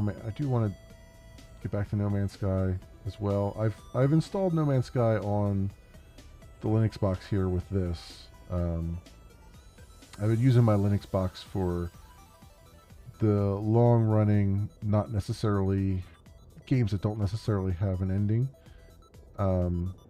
So I don't have to keep uninstalling them every time like new demos and stuff come out and I need space. So I do want to get back to No Man's Sky at some point. My problem has always been with No Man's Sky is that I start playing it, I play it for, 4 or 5 hours, sometimes 6 hours, and then I go play something else for a while, and then I come back to it and I'm like, I just need to start over again because I just want to start over again. And so I've started over in No Man's Sky about 6 times now, and I never get past the 6-hour mark because I keep starting over again. I did play an Expedition a little bit. I didn't finish an Expedition, but I did play one. So there's that too. But I do have it on my list for this year to do an actual proper playthrough of No Man's Sky through the main story mode and get to the end of the story and all that stuff. Because there's so much stuff in that game now, and it's awesome, and I like the game. I love the game. It's just I need to clamp down and do it, and that's been the hard part right now. It's just clamping down and do it. And right now, I'm enjoying the heck out of Elite Dangerous, and I'm playing X4 Foundations, which I'm loving the hell out of too. So both of these are huge games as well. And I'd like to get No Man's Sky in the rotation at some point, but having 3 games in the Sunday rotation might be asking for trouble. I don't know. I don't know if my brain can handle 3 things at once. My brain can barely handle one thing. My brain can barely handle my own name. let alone 3 different games at once. But I have been known to accept the challenges.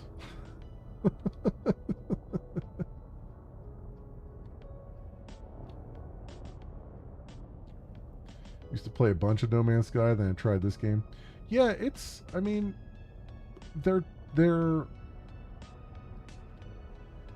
similar genres, but they're different. You know what I mean? And I like that. I like that we're not. You've got these games that are all appealing in their own way, and that's just fantastic. I love that. I love these, yeah, they have similarities, and yeah, they're all sci-fi, and yeah, they're all space-based, but they all have their own personality, and they all have their own challenges, and they all have their own strengths and weaknesses, and it's just awesome. I just love having that choice, for stuff. It's just difficult because,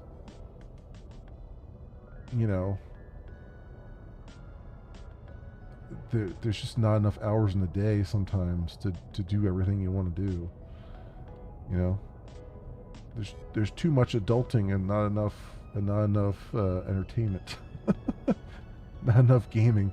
Too much adulting, not enough gaming. That should be my next T-shirt in the shop. I wish Shin was still around so he could make me that T-shirt. Because my shop needs some more stuff. Oh man. This game is way more complicated. Yep, yeah. One of the nice things of doing LiveSpace, man, was that LiveSpace partnered up with Fourth Wall, so everybody who had a LiveSpace account was allowed to sign up for a Fourth Wall account. So yeah, memoryleakdeath.tv/shop take you to the Fourth Wall shop. You can get I got like some coffee cups and stuff up there, coffee mugs and some T-shirts, and a hoodie as well. And Shin Sakura made all of them. I paid him. I paid him to. I commissioned him to make those.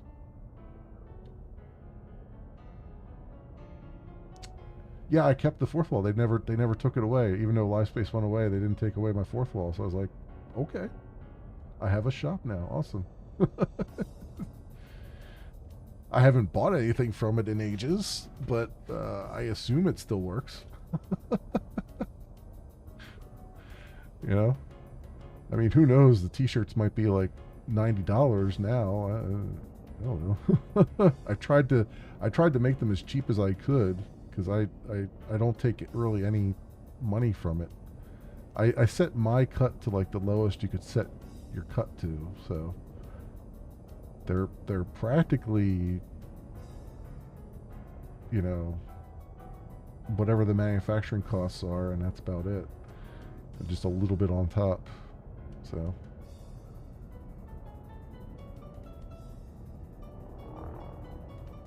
in fact, this coffee cup I have here is one you can buy on there. It's the intelligence +1 mug, and it's got the formula for caffeine on it.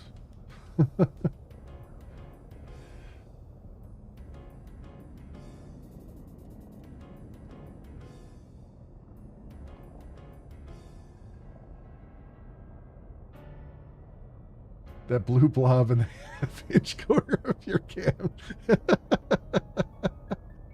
You're not going to let me live down and I keeps shrinking my cam, are you? I swear one of these days I'm going to shrink it to the point where nobody can see it, and I'll get no one will actually realize it. It'll be postage stamp size at some point, and no one will actually realize that anything has happened, anything has changed. Did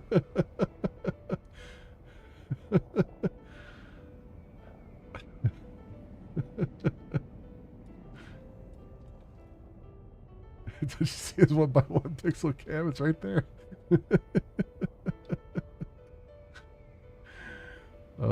You don't know how long it took me to finally put a webcam up on the stream as it was.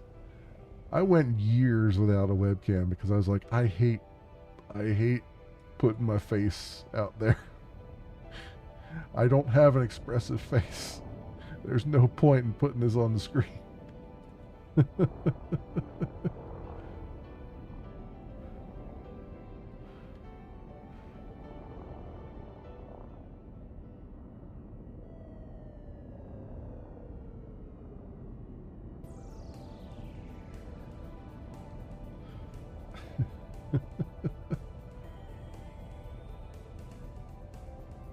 Yeah, the only reason you started to use one is because you lost a bet. So the only reason I started to use one, so I was doing, like most streamers in 2015, I was streaming Minecraft and other things. And I only got a webcam because people kept showing up to my Minecraft streams and being like, why don't you have a webcam? Why don't you have this? Why don't you have a webcam? Why are you just a voice? And I'm like, all right, I'll get a webcam.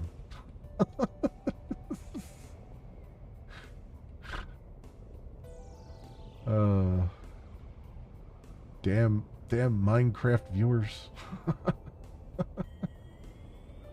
Meanwhile, fast forward, what, 10 years, and I haven't played Minecraft in like since 1.1, I think, is the last version of Minecraft I played.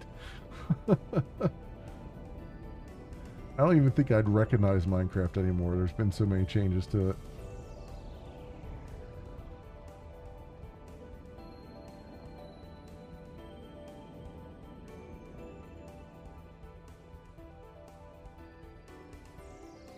Yeah, exactly. People got accustomed to seeing that. Like it became a you're not a real streamer unless you've got a cam going or something. Although I mean that was also before the VTubers really took off too. I don't know if this is true or not. I mean, you would know better than I would, Doris, but I would think one of the reasons VTubing took off was because a lot of people felt like me, where it was like, we don't really want a webcam, so let's have an avatar. You know, that would make sense to me if that was the case. I don't know. I don't know if it actually is the case or not, but I could see that being a primary reason for VTubing taking off. I mean, there's cultural stuff too, obviously, but you know, I often wonder if a lot of like PNG tubers and whatnot feel the way I do about webcams and just hate them, and they're just like, you know what, we'll just put this here so people stop asking. You know what I mean?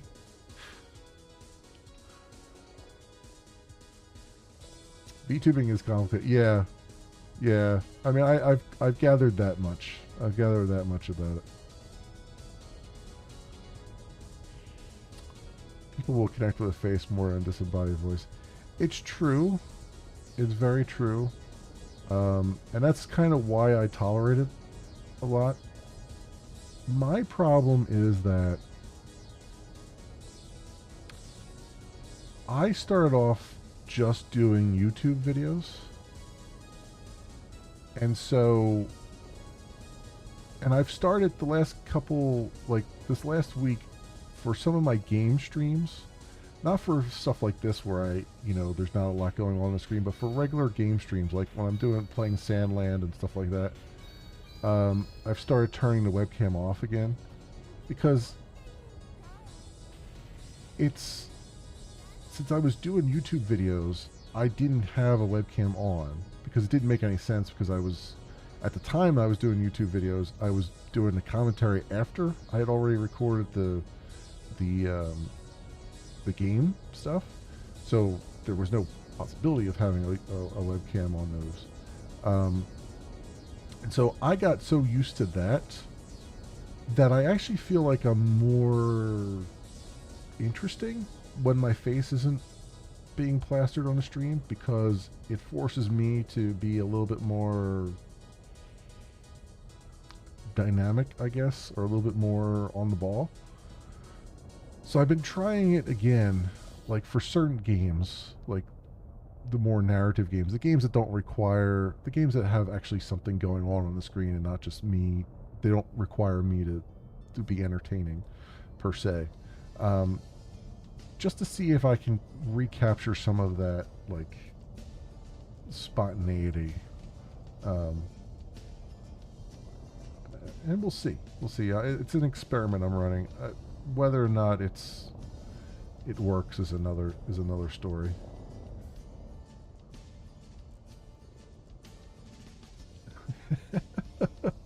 Wait, you're entertaining? To somebody. Somewhere. My mom says I'm entertaining. Thank goodness my mom never watched any of my streams. Technology was a thing that was not in her wheelhouse, thankfully. Because that would have been just no bueno.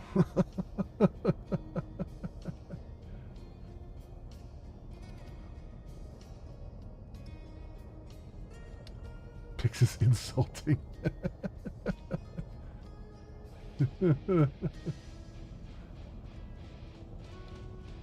Streams only my mother would watch to make sure I'm not being cringe. Yeah.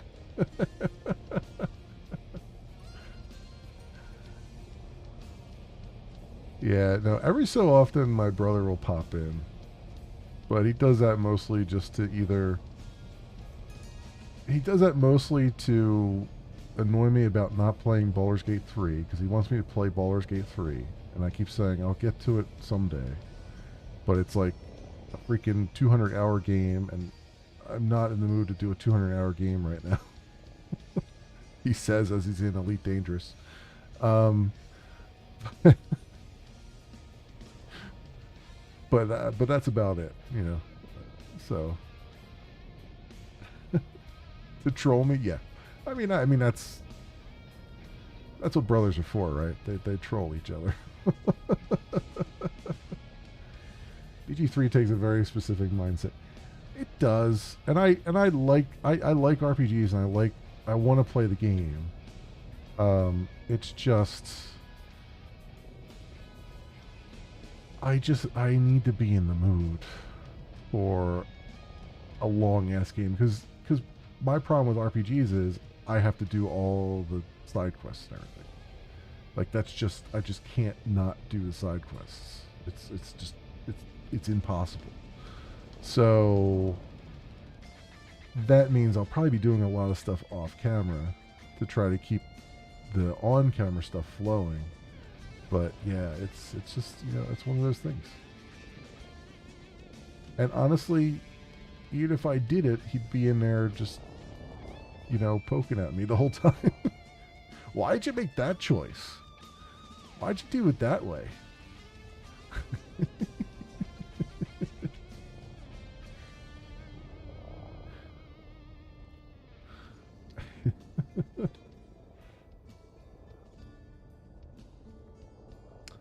Make a commitment, get a group and stream it, put it into your schedule and make it happen.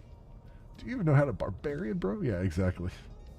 Well, and he's a big D&D guy. He played the tabletop games. He was doing like Greyhawk and stuff. Like he used to do the Greyhawk AD&D campaign setting stuff, tabletop. So he loves D&D. So I know as soon as I do anything that's D&D, like any like Baldur's Gate or anything like that, even if I do the original Baldur's Gate, like I'm gonna hear it because I know a little bit of D&D, but not enough to be any good at it. So I will pick all the wrong choices. You're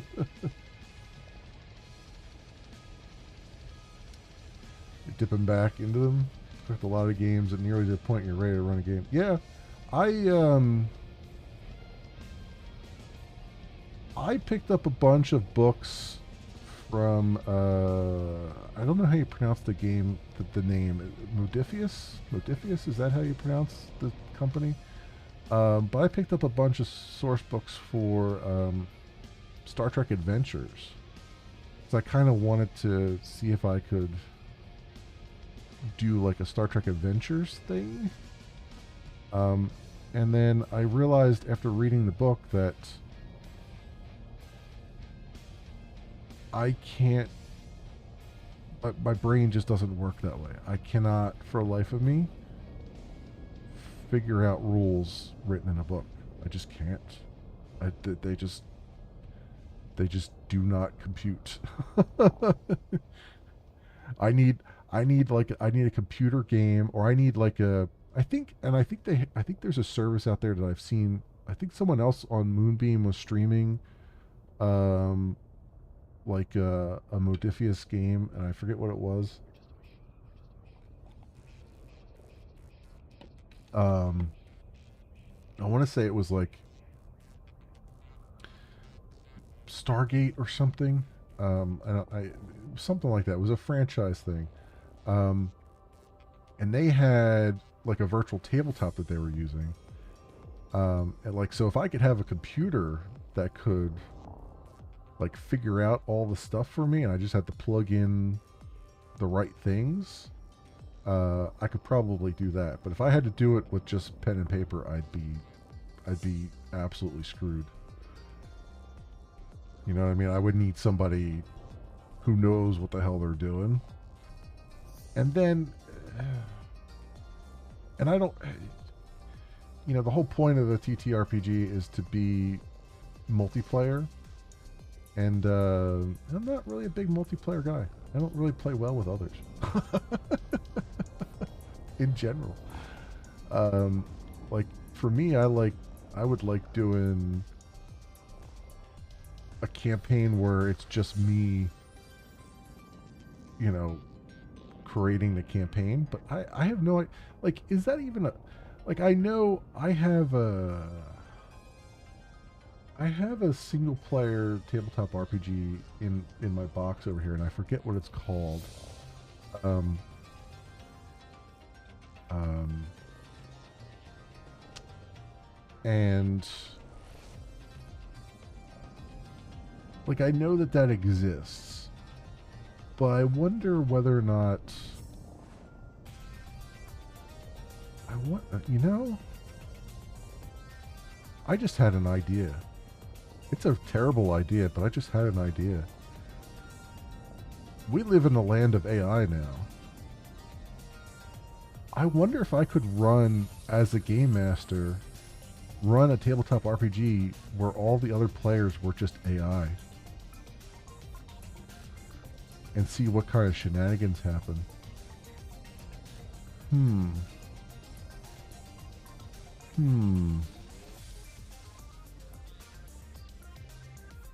Dollars a donut, someone's already done that. Like I've never come up with an original idea in my life. Someone has somewhere has probably done that. But that might be interesting. You know, especially if you use different large language models for each of the AI, like ChatGPT for one and Claude for another one, and or whatever, and then have them basically competing with one another, and you've got the one that's terrible and the other one that's a little bit slightly better.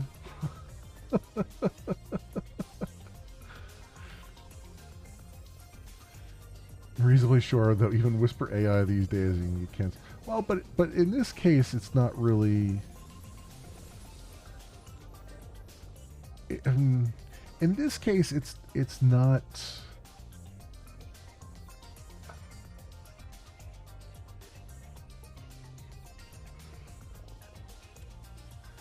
I don't know. I realize it's a sore subject. I realize it's a sore subject, but it's not like of all the bad uses of AI. It's not like I would be. I'd be asking them human questions, right? It'd be like a Turing test AI more than anything else. Right, like I'd be the one writing the story and directing the story, and they would just be responding to my prompts. Which I guess technically the only way they can respond to your prompts is by stealing somebody else's novel. So I guess, yeah, it's a hard one. It's a real hard one. I can understand. I understand the issues there. I don't know. I mean, where's the line, right? Like, there's, like, to me, it's like playing an AI opponent in a game, like in a like a regular computer game. But an AI opponent in a computer game is not normally a large language model that was built on plagiarism either. So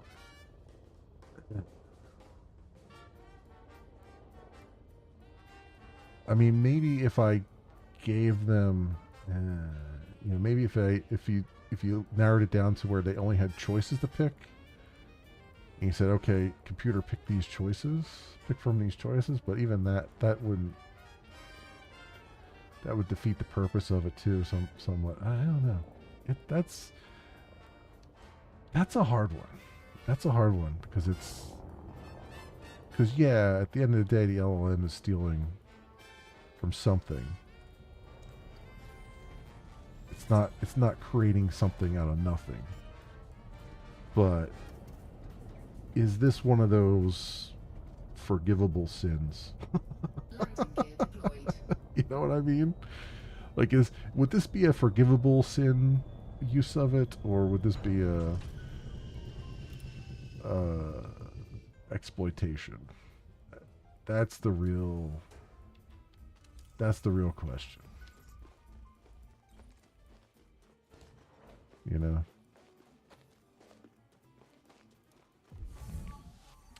Were any animals harmed in the making of that TTRPG session? So to speak. Yeah, I don't know. It's hard. It's hard to tell, right? Because you can ask 20 people that same question, and you'll get 20 different answers, and every one of them is a valid answer. You know. So it's like, what do you do?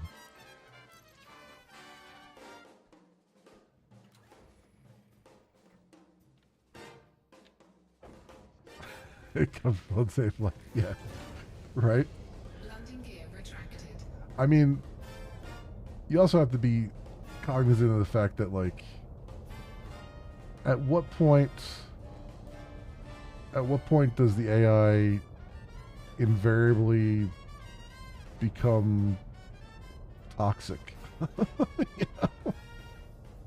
Because at some point, you know, you could be having a really good tabletop RPG session and you're getting really good responses, but at some point, one of those AIs is going to go rogue and get really toxic and say something really bad.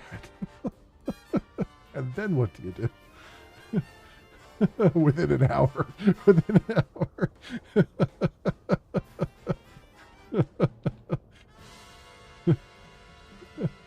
That's, yeah, I don't know. So again, I've never come up with an original idea in my life, and also every idea I've come up with, really bad ideas. I'm batting 1,000 in the bad idea category.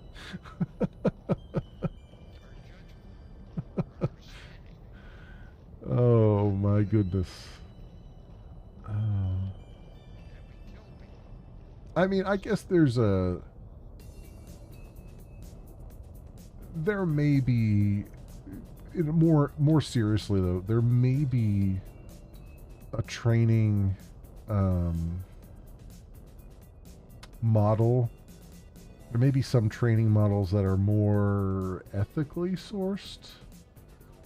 You know, where they didn't train them on copywritten material. They trained them on material that was either expressly licensed for use in AI or you know, something else.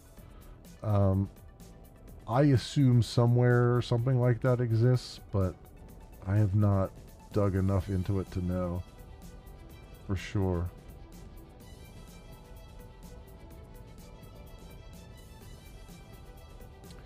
It claims no one has done it. The AI claims no one has done it beyond using AI as a tool to run games. Yeah. I mean, it has the virtue of I think to your point earlier, I think a lot of people are trying to stay as far away from AI as they can until someone smarter than all of us figures out the ethics behind it.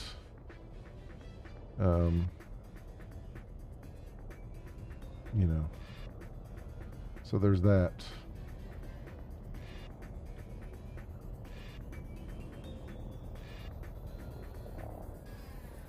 One more pool of bacteria here, and we're done with this planet. Just need to find one. And the thing is, these bacteria are so hard to spot sometimes, and I feel like I've probably passed 92 of them already.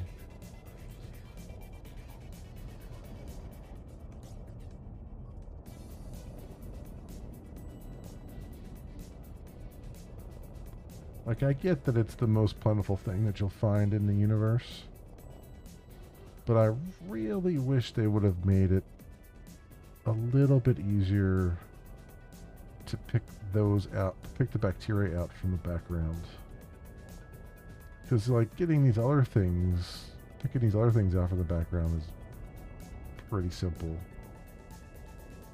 you know?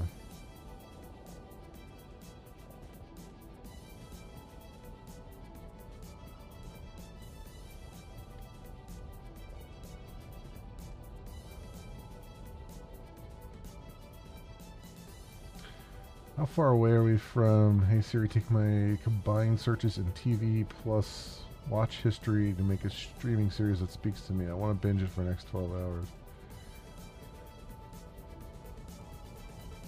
I think, so,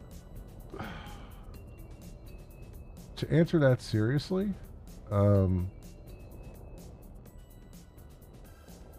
I think we're another 10 years away from that. Because I think in order for that to really work, I think you need some form of artificial general intelligence. Well, no, it's two things, really. You need artificial general intelligence, but you also need, so it's probably more like 20 to 30 years, because you also need AI to advance to a point where it can actually create original works. And that's the real rub right now. Because even in the case of artificial general intelligence, the AI doesn't necessarily, as far as I understand it, doesn't necessarily have the ability to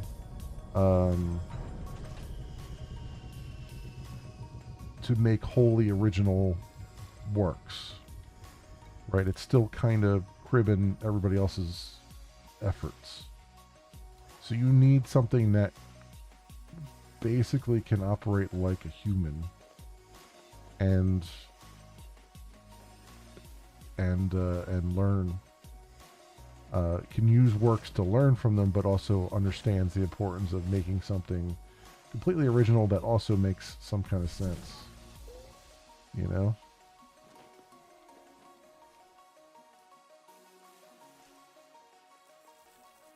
Because otherwise you're just getting derivative stuff, which, in fairness, we get a lot of derivative stuff anyway from actual humans. But it's the amount of money you'll have to pay to have that work, you're not going to want derivative stuff being generated from it.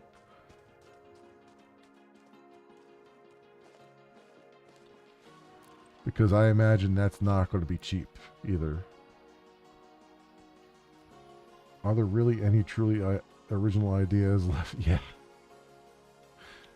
Yeah.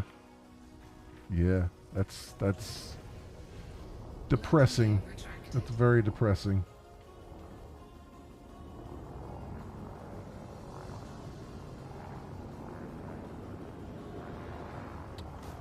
I mean, if you really want to get technical about it, Frameshift drive charging. most human, all human works are based upon learning. 1. Engage. And the only way you can learn is by watching others and emulating others. So, to some extent, there's a little bit of everything in everything. You know? So,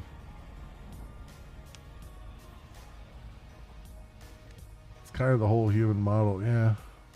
Yeah.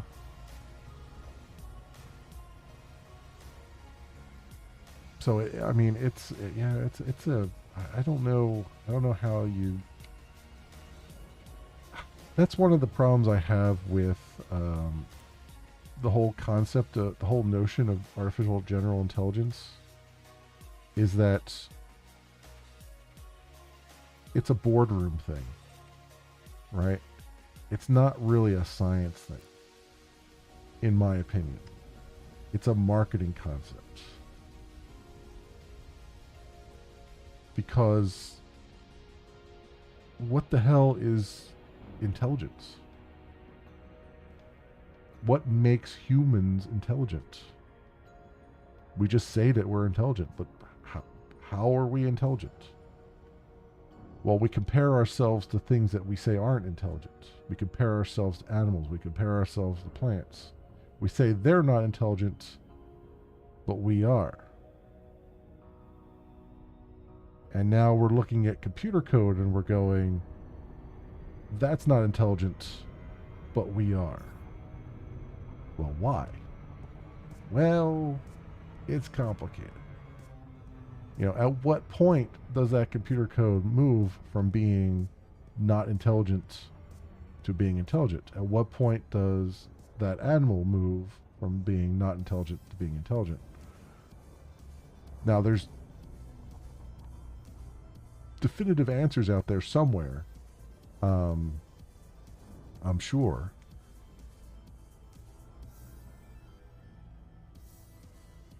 But these things that are going to be debated are not going to be debated by people who understand what they're talking about. These are going to be debated by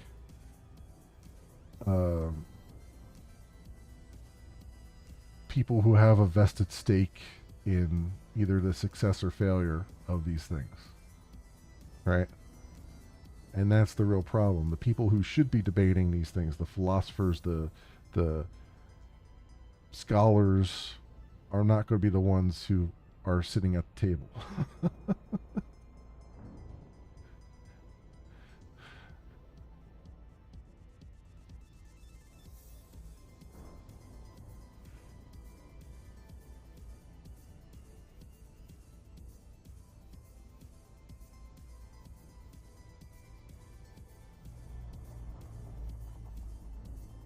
And that's the crux of the problem there. Is that we need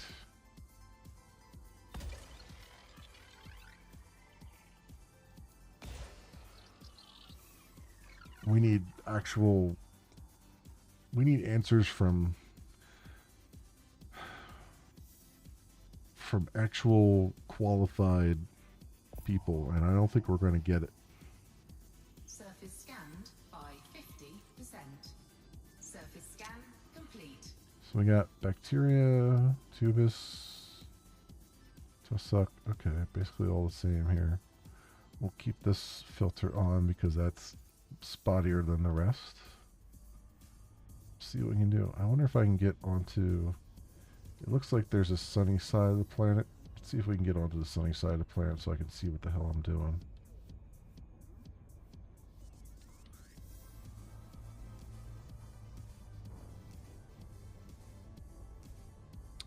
Difference between learned experiences and an individual's innate hard wiring for creativity, abstract thinking, intuition. There's that X factor. Yeah.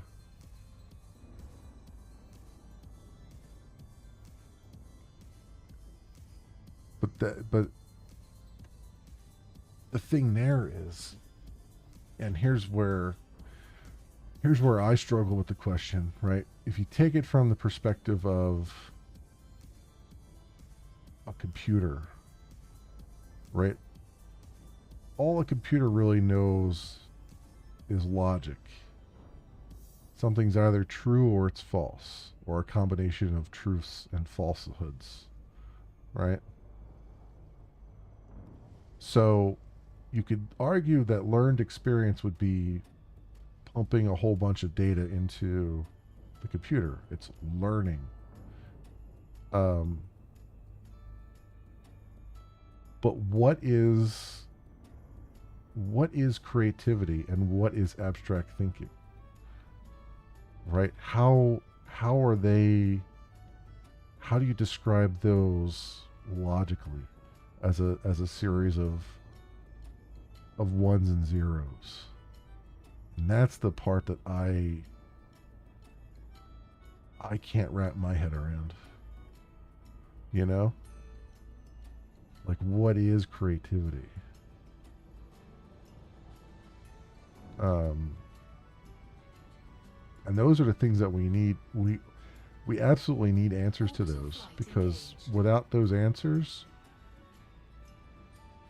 we're just guessing as to whether or not something's actually intelligent or not, and whether or not a computer has reached artificial general intelligence becomes a factor of how much money can be made from it, and not science, you know?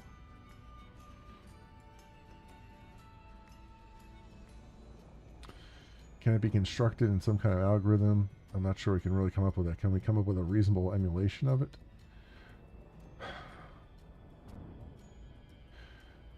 So, I think, well, I mean, I think absolutely everything that we're doing when it comes to artificial intelligence is an emulation. It has to be, because it's not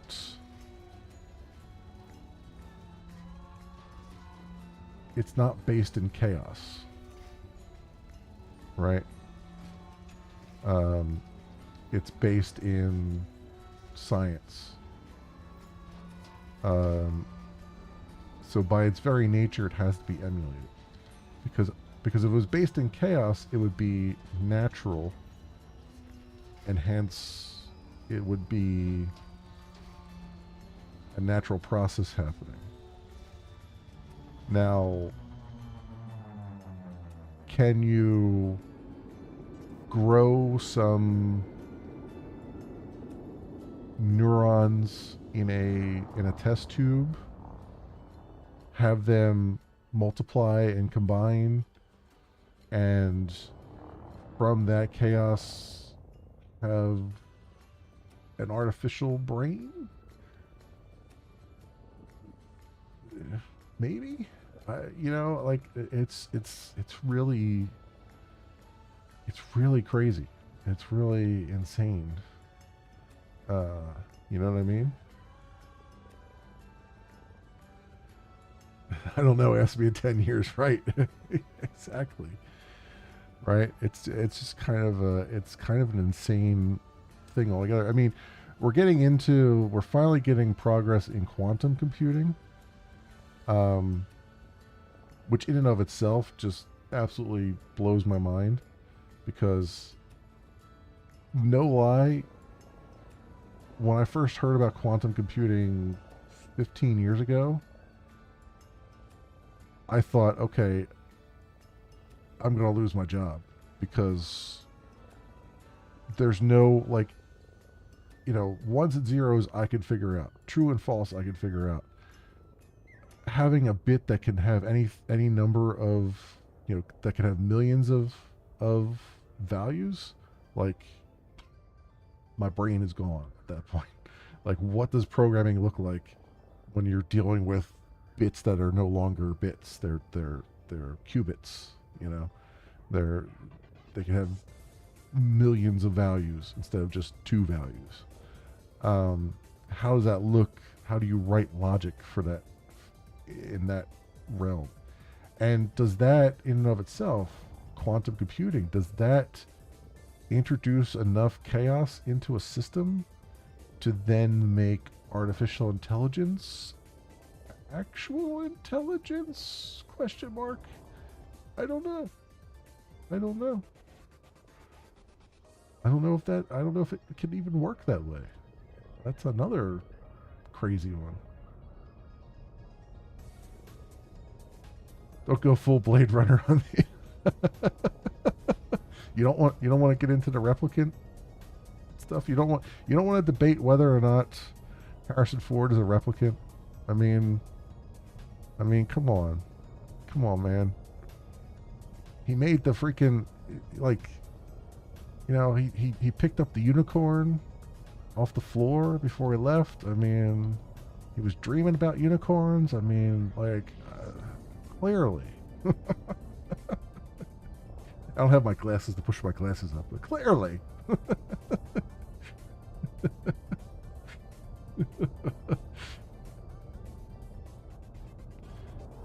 Dream of Electric Llama. That that is a debate for the ages. That is a debate for the ages.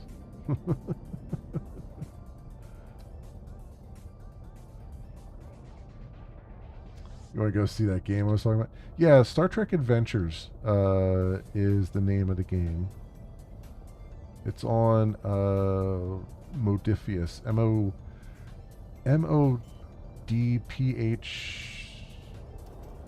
Modpous, I think is the name of the company. Landing gear deployed. Phous, something like that. Um, it's called Star Trek Adventures, and being a big Star Trek geek that I am, I gravitated towards that. But it's not it's not a D20 based game. It's a D6 based game. I think. That much I think is what I gleaned from it. So it's like rolls are based off of a six-sided die rather than, or several six-sided dies rather than a D20, if I'm not mistaken entirely. Yes, that's the one. That's the one. Yep.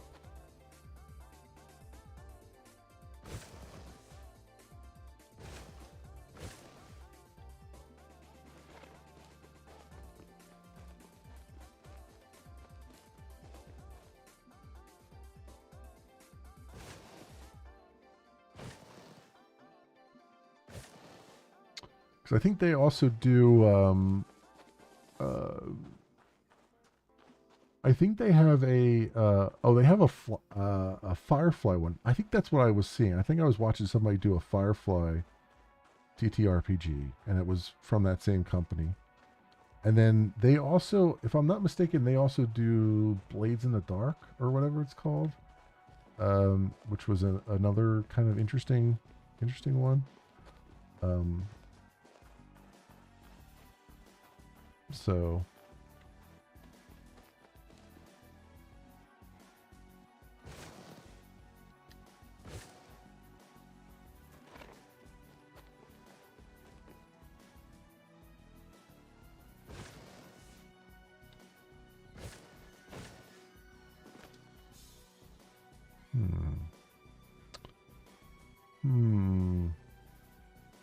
Go figure I would scan one and then look around and not see more of that one thing in range here.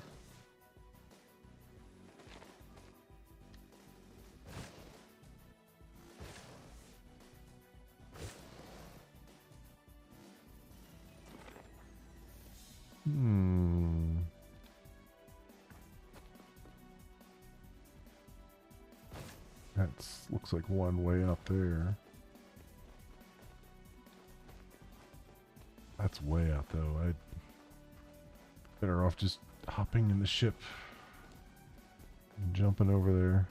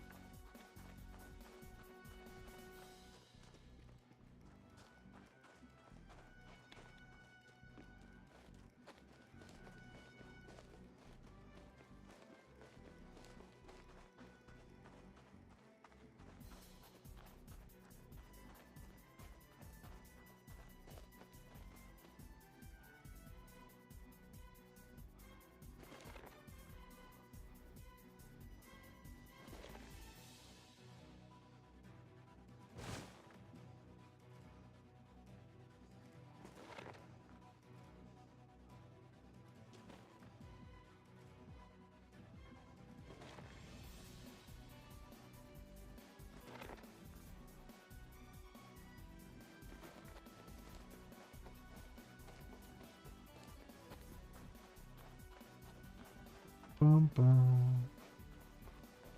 Bum.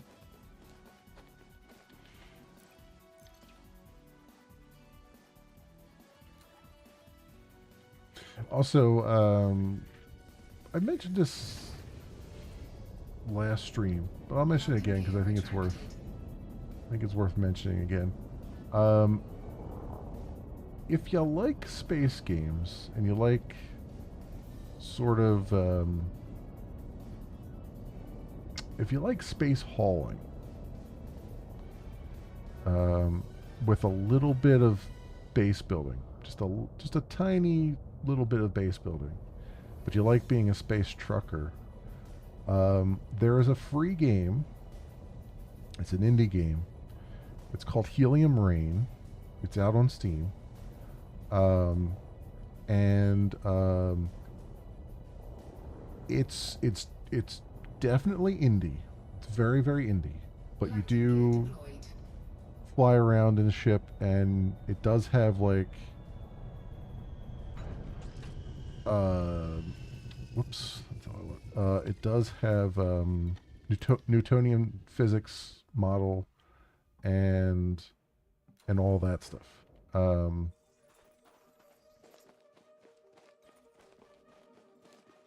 and it has a little bit of like it has logistics and stuff, kind of, where you have to go build space stations and stuff, and you're playing against, it's single player, so you're playing against AI. Um, and there's a fan patch that's been made to for performance and stuff. It's available for both Windows and Linux, and they fixed a bunch of bugs and stuff in it. You can see that on, it's pretty prominent on the Steam forum for it. It's pretty good. It's very very slow. Like, it's a very slow game, and it's not without its like AI problems. Like, sometimes the AI gets really stuck on a few things. Like, the AI opponents can get really bogged down and not be as difficult to play against sometimes. There's a light bit of combat too, if you like that too, but it's not really made for sort of the combat stuff, in my opinion, even though it exists in there. And it's pretty good. I want to get that in the rotation as well as No Man's Sky at some point. If having four things in the rotation is going to be a real interesting time. But yeah, I definitely want to get that in there again. I played it on my main YouTube channel many moons ago. I think it was like 2018 or so. Back when it wasn't free. But I don't think I've ever actually streamed it. One of the reasons I didn't stream it was because, much like what I'm doing here, there's not a whole lot to see visually. It's a long sort of hauling game, and you don't, though you haul goods between systems, you don't actually traverse the systems. You don't actually, it's not like Elite here where you jump between systems. You actually, it's actually turn based in that you select where you want to go. It'll tell you it'll take like 3 days to get there, and then you advance time by 3 days, and then you'll show up in that system. And then once you're in that system, then you can, or once you're in that part of the system, then you can fly around and stuff.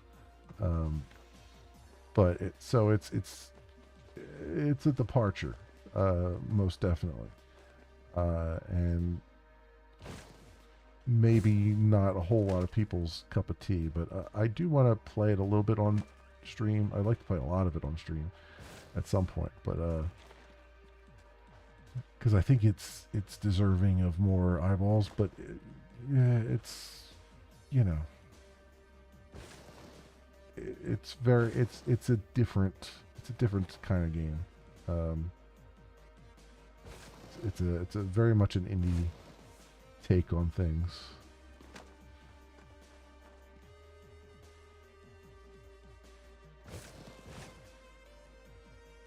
So it is D20 based. I thought it was D6 based, but I could be conflating things in my head. fact, I'm likely conflating things in my head. But yeah, it is relatively new. Because I saw like a news article about it, and I was like, oh, a Star Trek tabletop RPG. Okay, this sounds rather cool.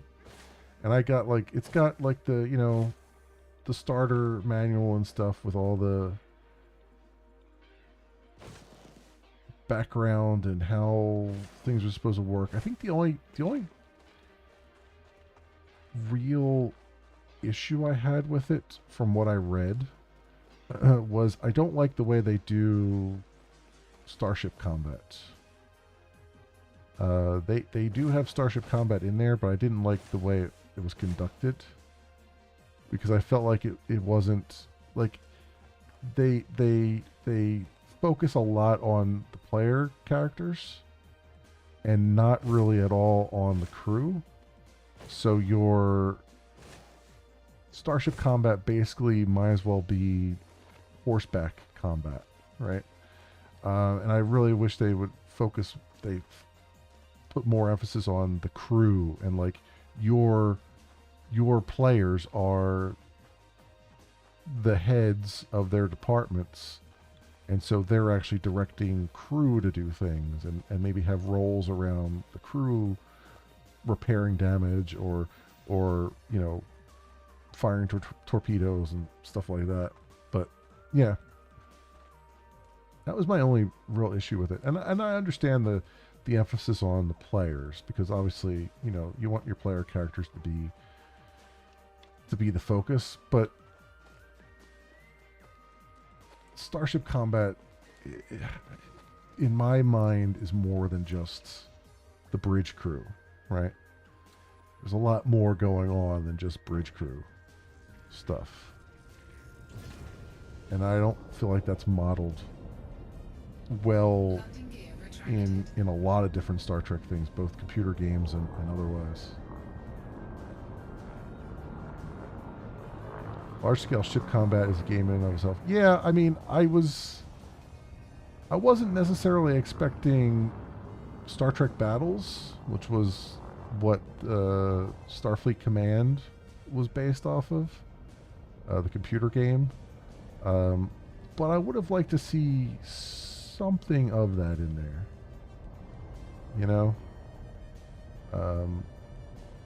Some small sliver of that.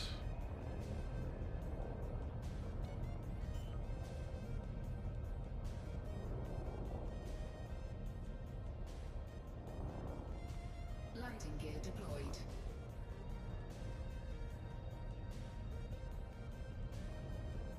They tend to, from what I've seen, they tend to focus. In fact, there's a group on Moonbeam that was doing Starfleet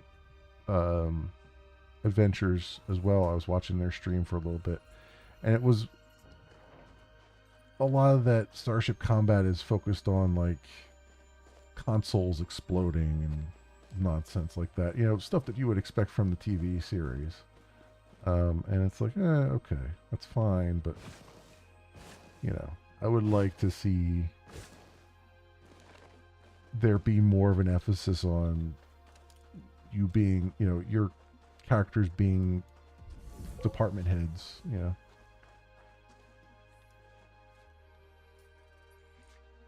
rocking back and forth in your chair. Exactly. Just kind of the gentle rocking back and forth that they do.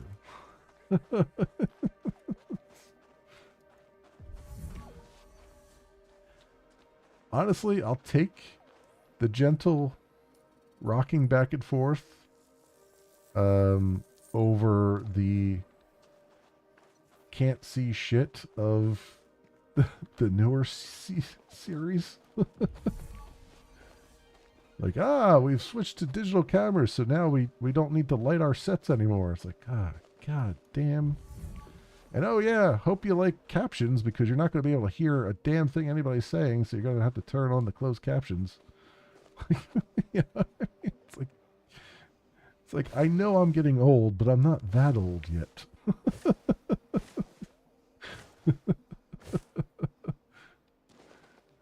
I'll take a Kirk roundhouse punch over a hyper realistic, jujitsu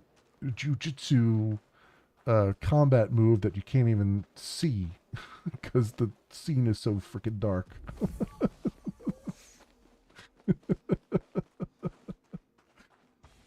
Oh man,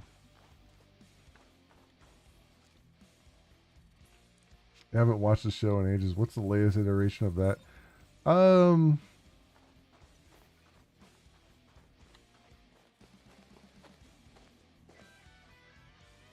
I would say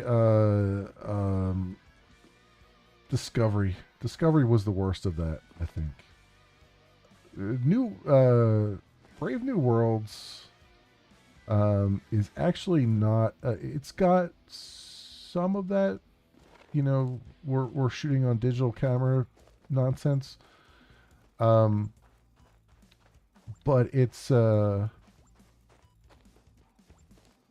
much better put together show, and they're not like it's not quite as in my opinion as just completely off the wall and crazy that like Discovery was. Like it feels more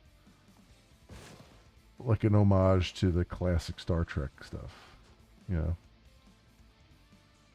Strange New Worlds, yes. Yeah, there's they've got what should we do it? Um a new season coming up this month? Question mark. So I'm looking forward to that. But again, they're like I miss the 21 episode seasons. I know we got a lot of filler content when you had 21 episode seasons, but like the 10 episode seasons are really rough. Like they're telling some good stories, but they also have this unhealthy obsession with season arcs, like stories that take place across the entire season, and it's never a good season arc. It's like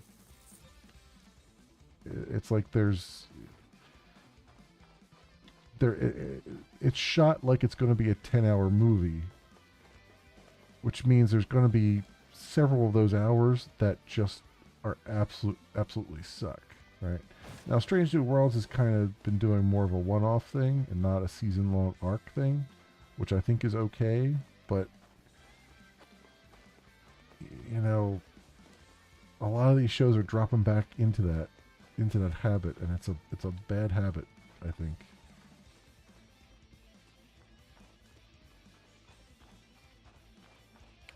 Like those nice, rich 8-episode seasons. Yeah.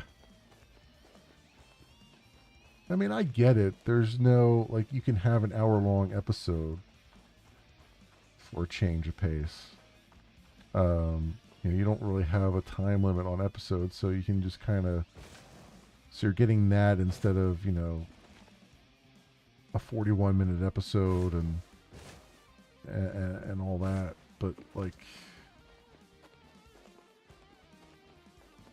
I don't know. I just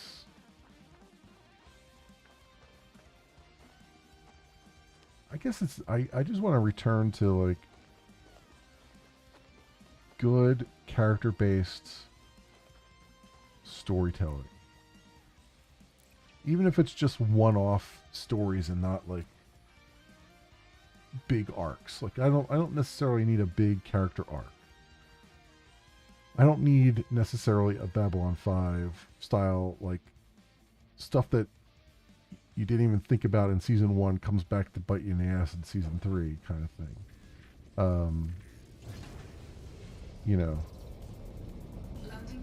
But I do want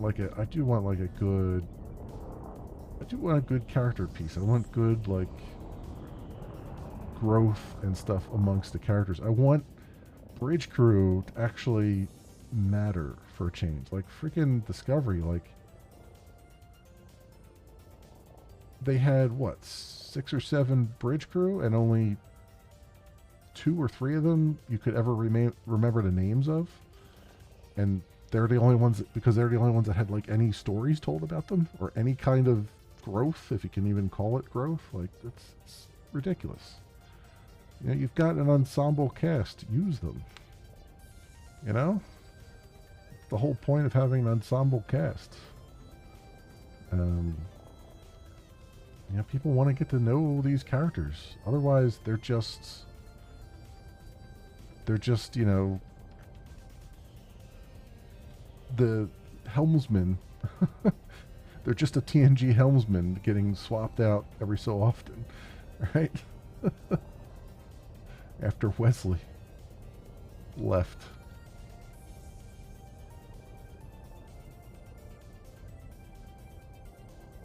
The 5th episode's a recap of the first 4, and you get 3 more. Yeah, exactly. Holographic Doctor had more story arcs than half the bridge crew. In Voyager, yes. Poor Harry Kim. Poor Harry. Actually, Harry Kim had more storylines than Chakotay. Poor Chakotay. Chakotay was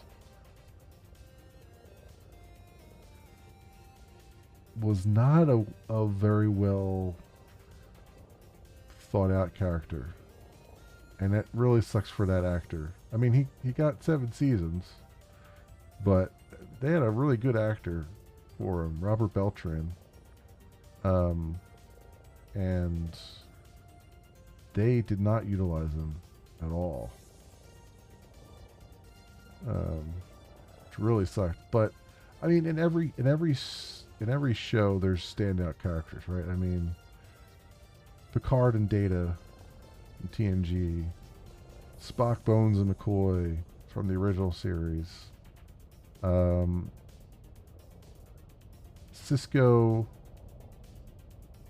Garrick, and O'Brien from DS9, and yeah, Voyager was the Doctor. The Doctor in 709, kind of. Yeah, 709. The Doctor and Captain Janeway really took that show. Captain Janeway to a lesser extent. I mean, she was in everything, but it was like, you know, she wasn't necessarily what I'd call the show stealer. And then Enterprise was, God, the hell, who stole the scenes in Enterprise?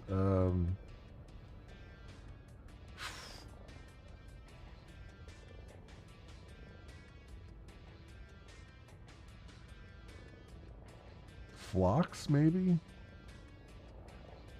He was barely in it, but yeah, Phlox. I guess Trip and Phlox, I guess. Really. I mean, I would say Captain Archer, but I don't know what happened to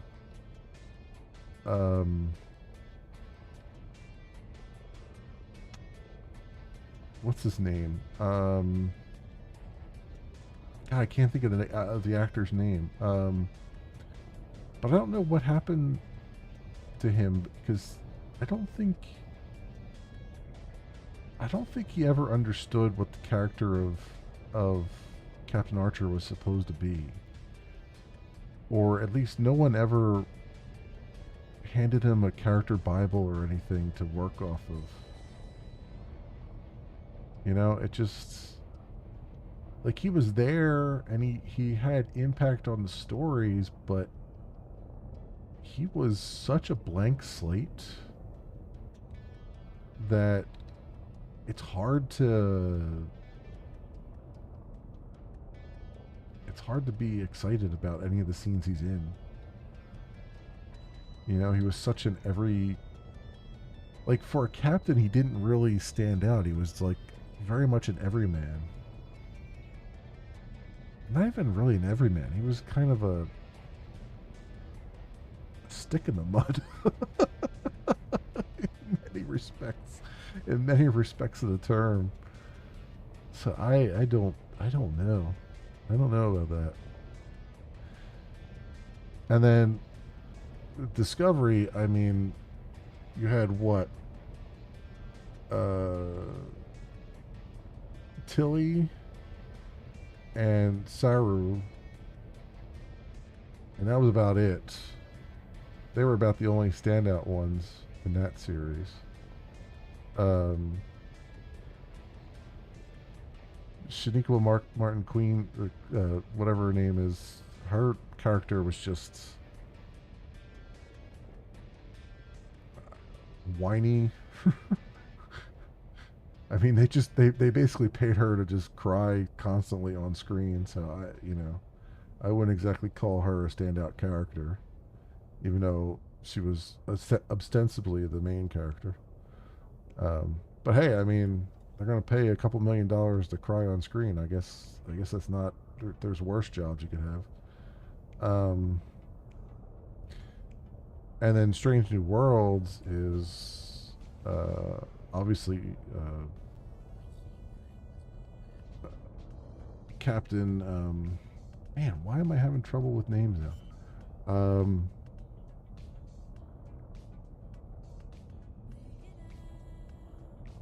Lighting gear deployed. Captain Pike. Yes, thank you. I'm like, the name is on the tip of my tongue. I couldn't get it. So that one's definitely Captain Pike. Whoops, that's not what I want to get out. Oh, I don't want to do that either. Do this. Captain Pike and Spock, really, and actually, to a little bit of an extent, Una. Number one is pretty significant in the series too. Where did I see that patch of nonsense? There it is, over there.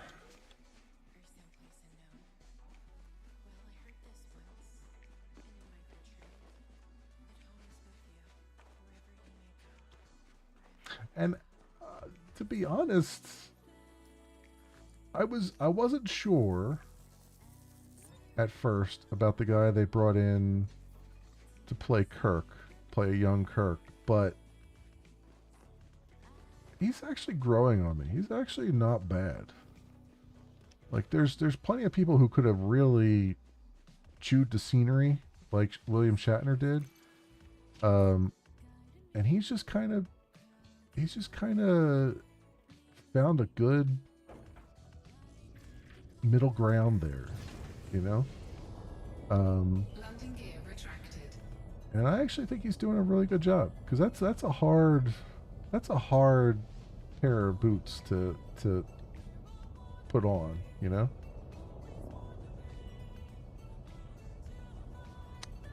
The time travel one with the lady officers. Yeah.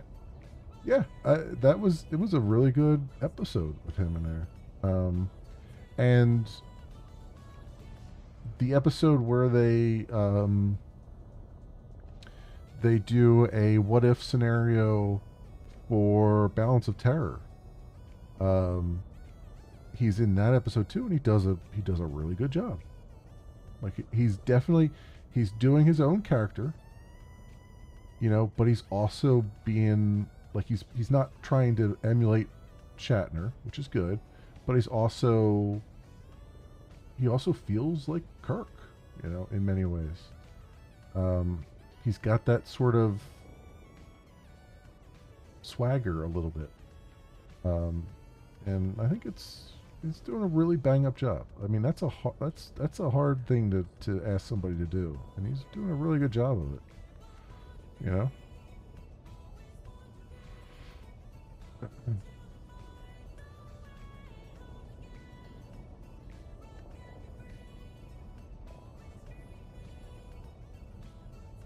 And I'll be honest too.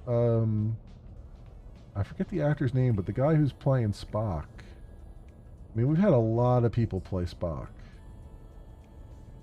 and you would think Spock would be the hardest one to kind of play because Leonard Nimoy was so good and so iconic in that role. But honestly, Ethan Peck and the guy they have doing he did the movies, and then the guy they have doing the TV show, which I can't think of his name right now. Um, they've actually done a really good job of playing Spock too. Like you would think that that would be equally as hard, Deployed. but they've managed to find two people that have done a really good job of it. I mean, he doesn't lean into the dramatic pauses in speech every 4 seconds. To be fair to Shatner, um, that was kind of comedians kind of were overblown a little bit on his pauses, on his dramatic pauses. He definitely had them, but I don't think they were quite as bad as the comedians have portrayed them to be. But yeah, he's not doing the dramatic pauses every 5 seconds. Spock. We must go to war, Spock.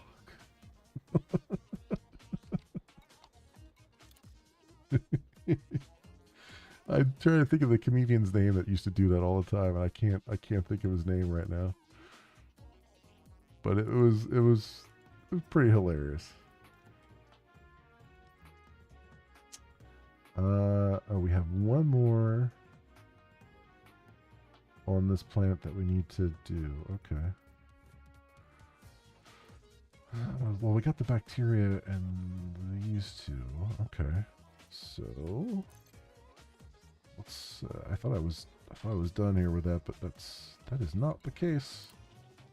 Let's go do a scan and see if anything is in the area.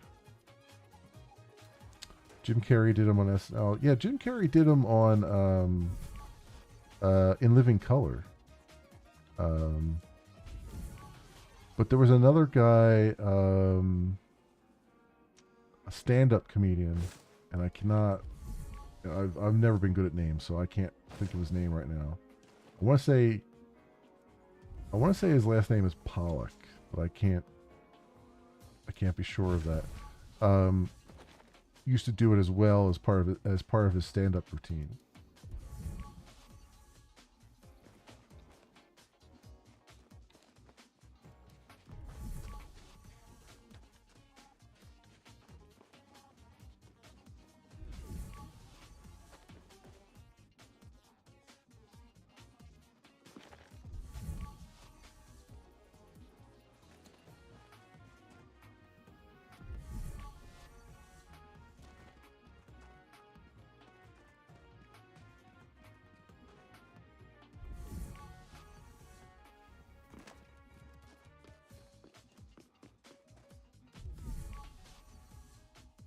There was a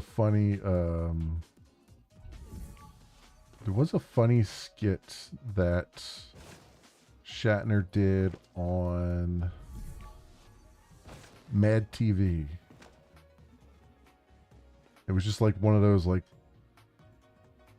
30-second skits where he was sitting in a parked car. He's just sitting in the driver's seat of a parked car, and he's just like, Sulu, warp speed. Mr. Sulu, why aren't we moving? And it just, I always remember that little skit there. It was the dumbest thing in the world, but it was just hilarious how he did it.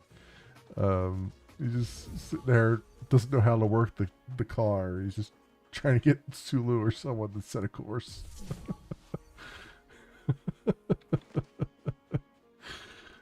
Oh. At least he learned to make fun of himself, which was good. I know there was some time there in his early career where he couldn't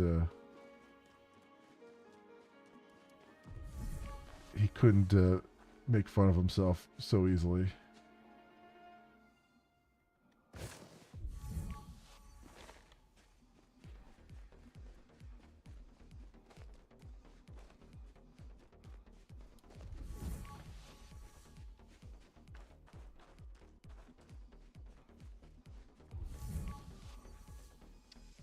Okay, so we gotta figure out. I guess I'm gonna have to go into orbit and figure out which one of these things I'm missing. One of these days I'll actually write down the stuff that we scan, and then I'll have to go back into orbit just to see what else the surface scanner figured out in its filters.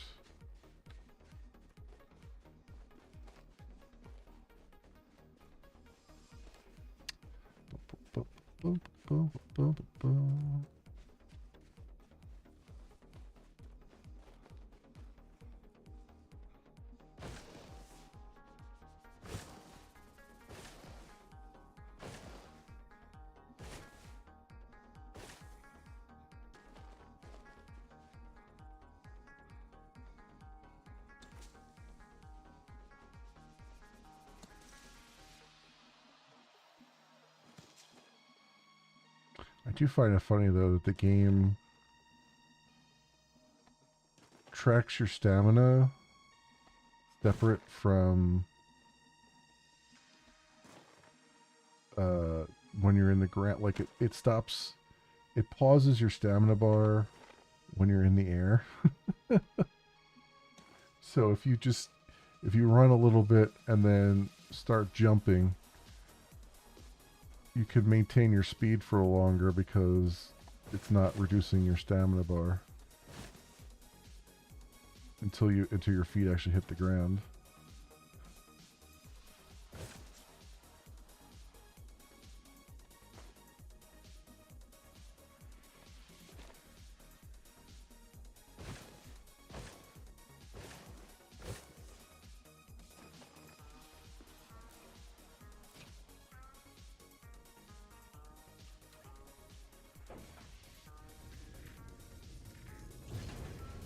Landing gear retracted.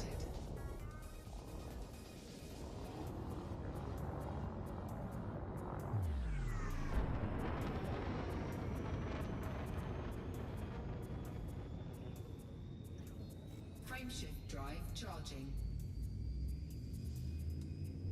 4, 3, 2, 1. Engage.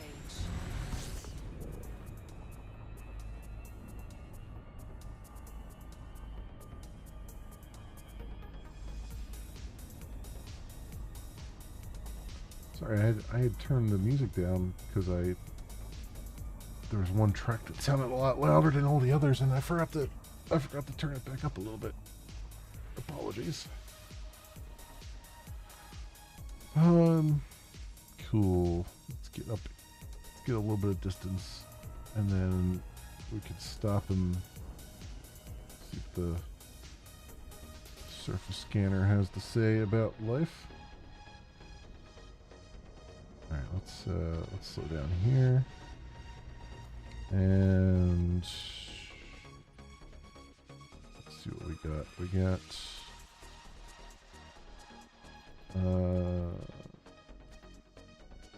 tussock, bacterium, and tubus. So I gotta figure out what the fourth thing is. So let's hit the surface scanner, and then we got. Oh, there it is, Frutexa. So tussock, bacterium, tubus, Frutexa, which is the one I had selected, and I still haven't found any. Fun.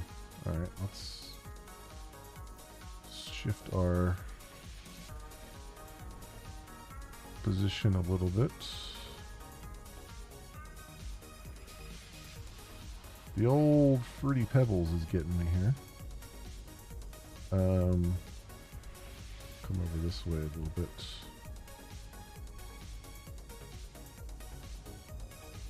What does that look like?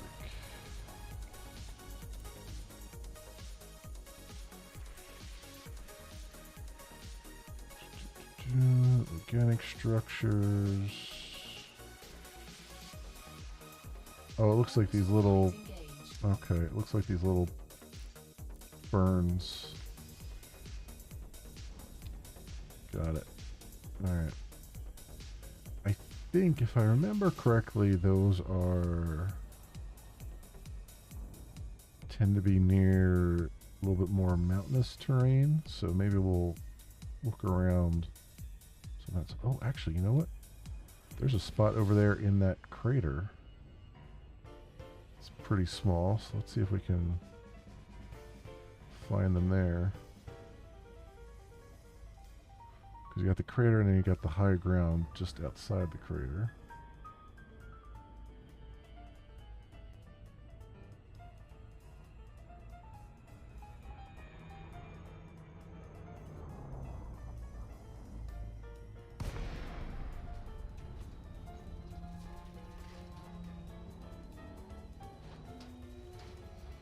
It's a perfectly normal noises, nothing to be alarmed about. Kitchen sink is just rattling around a little bit, you know. We'll get that fixed.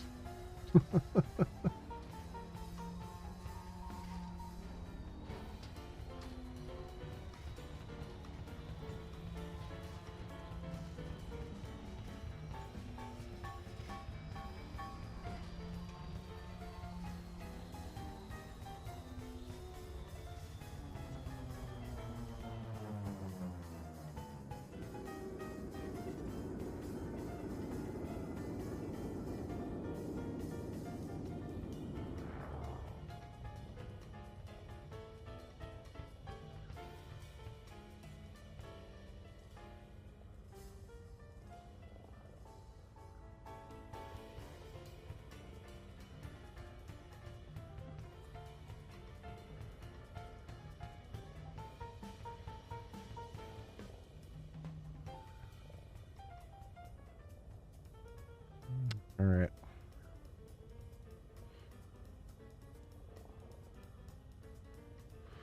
Let's see if we can finish this planet up.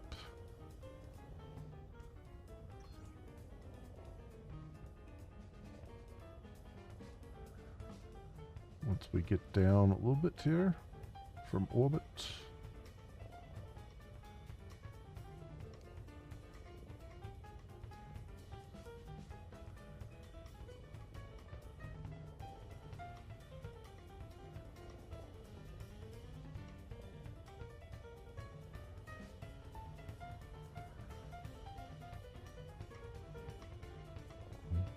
Okay.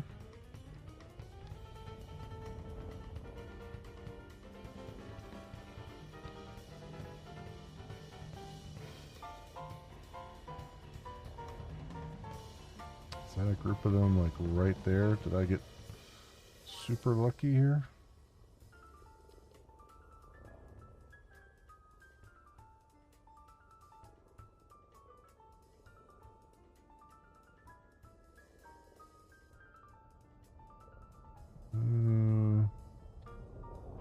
No. Oh, wait, is that it over there? I don't think so. I think this is a... Let's scan it and see. Oh, it is. Nice. Alright. Let's go. Let the auto land do its thing. Landing gear deployed. Hopefully not completely backing up there.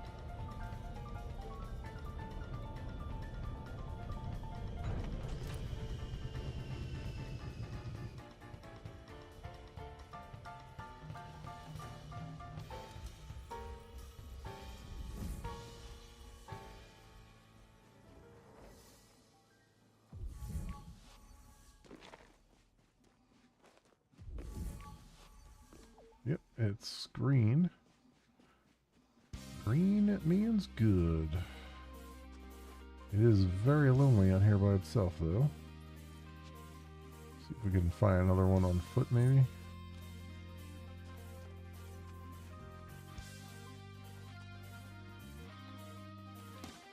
There's a group of something over there. Let's see if it's the same species.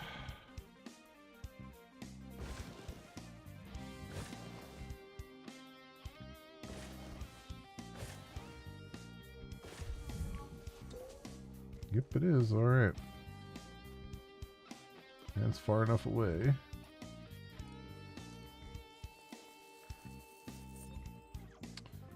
Okay. There's another group way down there. It should be far enough away for our purposes. Assuming it's got what I need. Can't tell from this distance.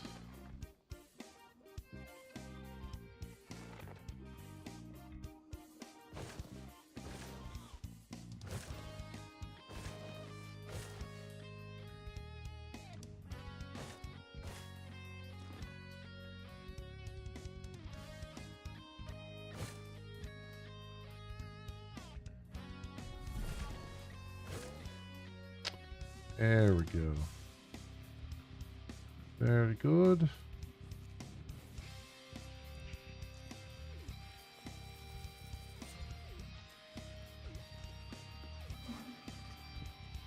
Alright, sample complete. That completes this planet for us. We have one more planet in this system, I believe, if I'm not mistaken. With life on it.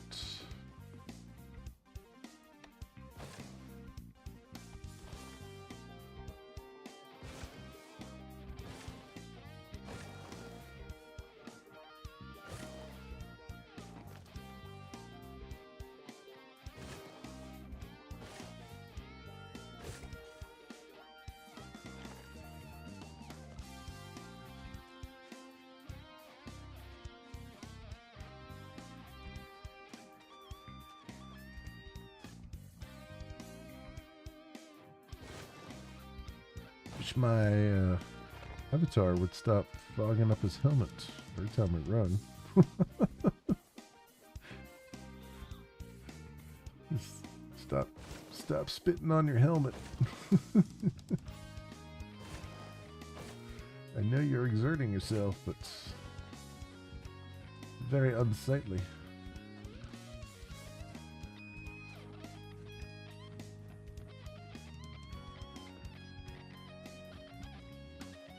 I can only imagine what his suits must smell like. Okay. System map. So this guy is, we had what? 4 biological, and all 4 are scanned. Okay. And then did we have another one in the system? We have this one here, which has 4 biological.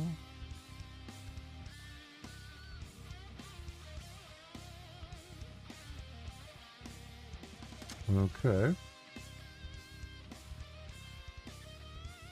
Got up earlier to get a ride to wipe down your TV because you thought it had clumps of dust on it. Yep. Yep. Welcome to Elite Dangerous.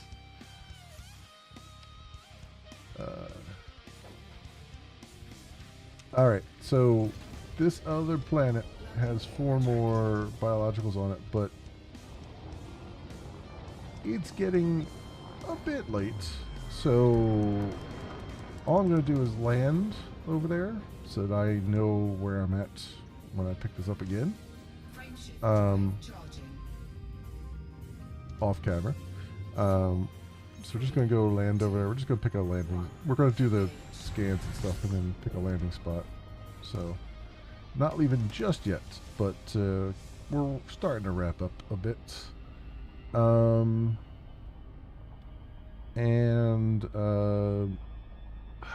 So next week, like I said, I want to swap things. I want to get a bunch of things going. Next week, I think we'll go back to X4 Frontiers because, man, I'm loving that game a lot. And then the week after that, we might do either No Man's Sky or Helium Rain. Probably Helium Rain.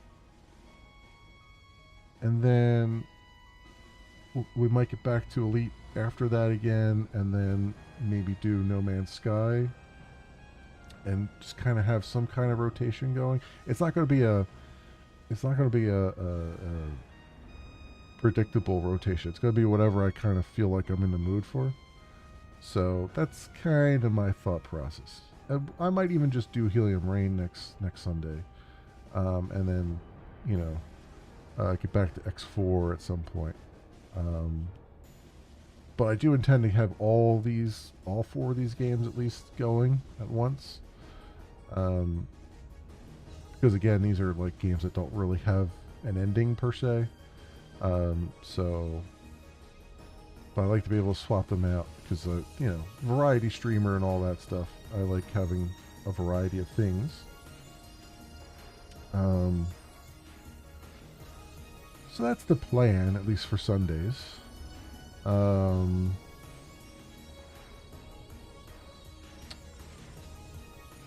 think Monday and Tuesday we'll be back doing Sandland, which is an RPG that an action RPG that I'm really digging, really enjoying. So we'll get back to that. I've done a little bit off camera on there, but not a whole lot. So we're still kind of progression locked a little bit with some things. But we did just get the car on the last stream, and I would like to take that for a spin on camera. So we'll probably do that and do some of the side stuff there, and then progress the main story at some point too. Playing that, and then Wednesday we'll be back in Assassin's Creed Shadows. I have played a little bit of that today off camera and I kind of ran around a little bit and did a few things, nothing worth anything. It just got a few sync points and stuff, and a few supply drops and things like that. So we'll get back to that. We'll do some more, likely do some more story objectives there. And Thursday we're definitely getting back to Grim Dawn, some more Grim Dawn, doing a DLC of that. I played a little bit of Grim Dawn off camera today, just grinding a little bit, doing some of the side bounties and stuff that I had collecting for a while there. So that is a thing. Enjoying that. We still have a ways to go because we're on only the first DLC, and there's a couple, and you know we've made a lot of progress in DLC, but we still got a way to go for all the content in that game. So we'll be doing that for the next probably couple weeks, I imagine. Once that is finished, my plan, the next thing to do is to finish up Torchlight 1, which I might try to sneak in a Torchlight 1 thing somewhere along the way, even before that, because we still have a ways to go there. And then Fate Reawakened, which is the remake of Fate Awakened, which just came out on Steam like a week or two ago. So I've been told that I will enjoy that because I've enjoyed Torchlight. So we'll see. We'll see what that's all about. I'm excited to get to that. It's gonna take us a while to get to it. That's the only problem there. There's just a lot of other things going on. So yeah, that kind of sums up what I'm thinking. And I gotta, you know what? we'll have to see how the schedule holds up because I have to. I think Expedition 33 is coming out soon. I don't know if it's this week or next week, and I definitely want to play that. And if normally games come out on Thursdays, so we'll see. We'll see. I hate to put off Grim Dawn again because I do really want to finish the game, and I enjoy it. But we may have to. It depends on what's going to happen.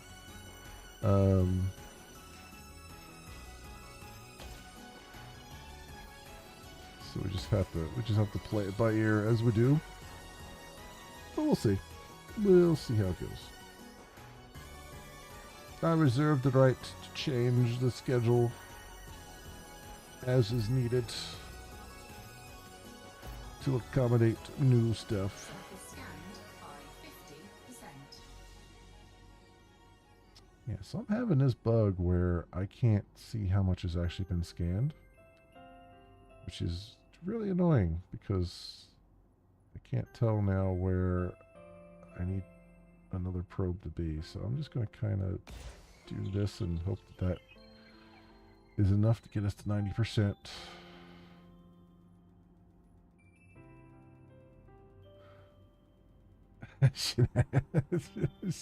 Change your own stream schedule shenanigans.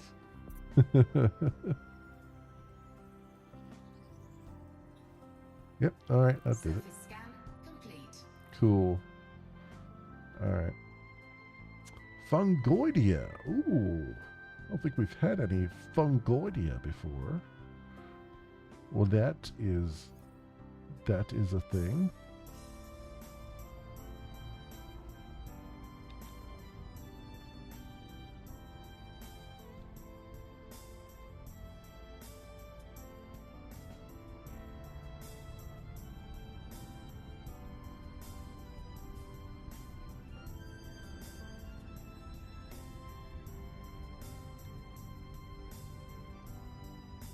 All right, Doris. Thanks for hanging out. I appreciate it. Like I said, I'm winding down too once we land here.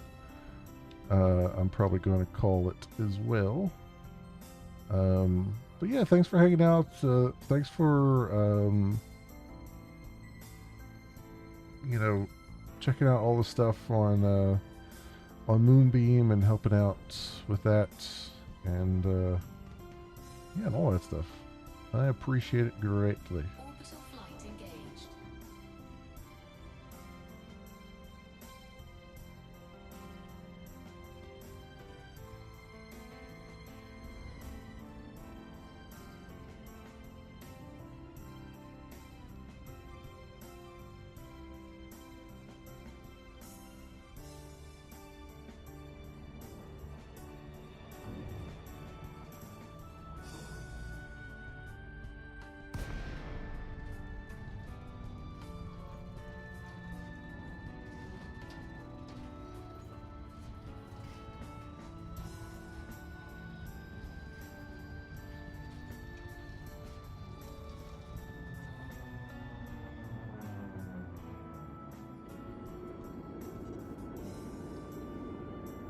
Alright, let's get all our butts on the ground, and if we see a Fungoidia, we'll scan it from air, but I mostly just want to get safely on the ground so that the game is saved and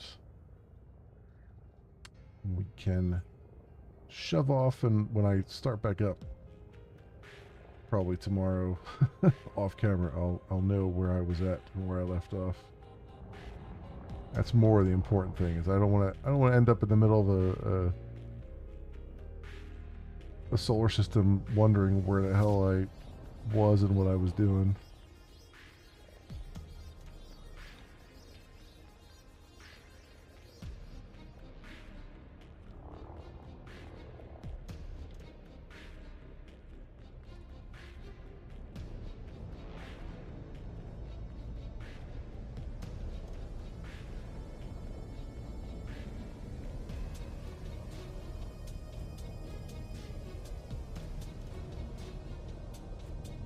Can't really see anything.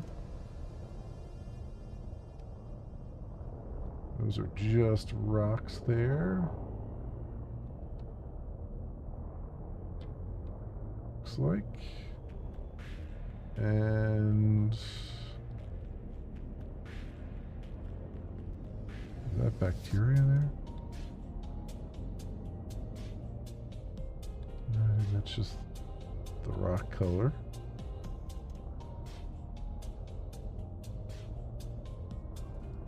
Oh, there's something.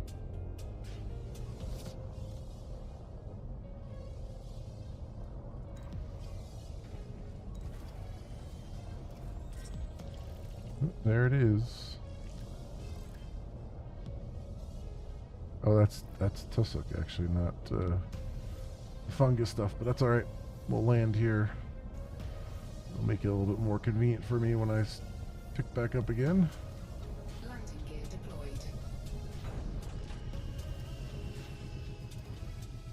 What the hell?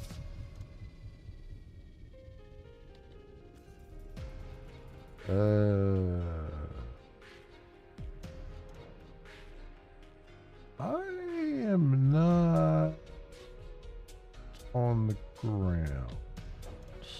Even though it says I'm on the ground. I don't think I'm actually on the ground. Let's try that again.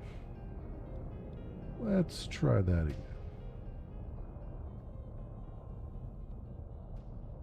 Alright, so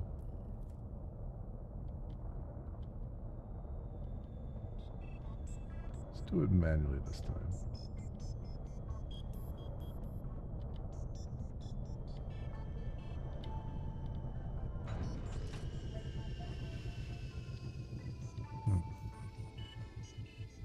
Alright, maybe I am on the ground. I'm just curious here. Okay, yeah, I am on the ground. Alright. Like, I'm not sure I made it on the ground. Got our first footfall, though.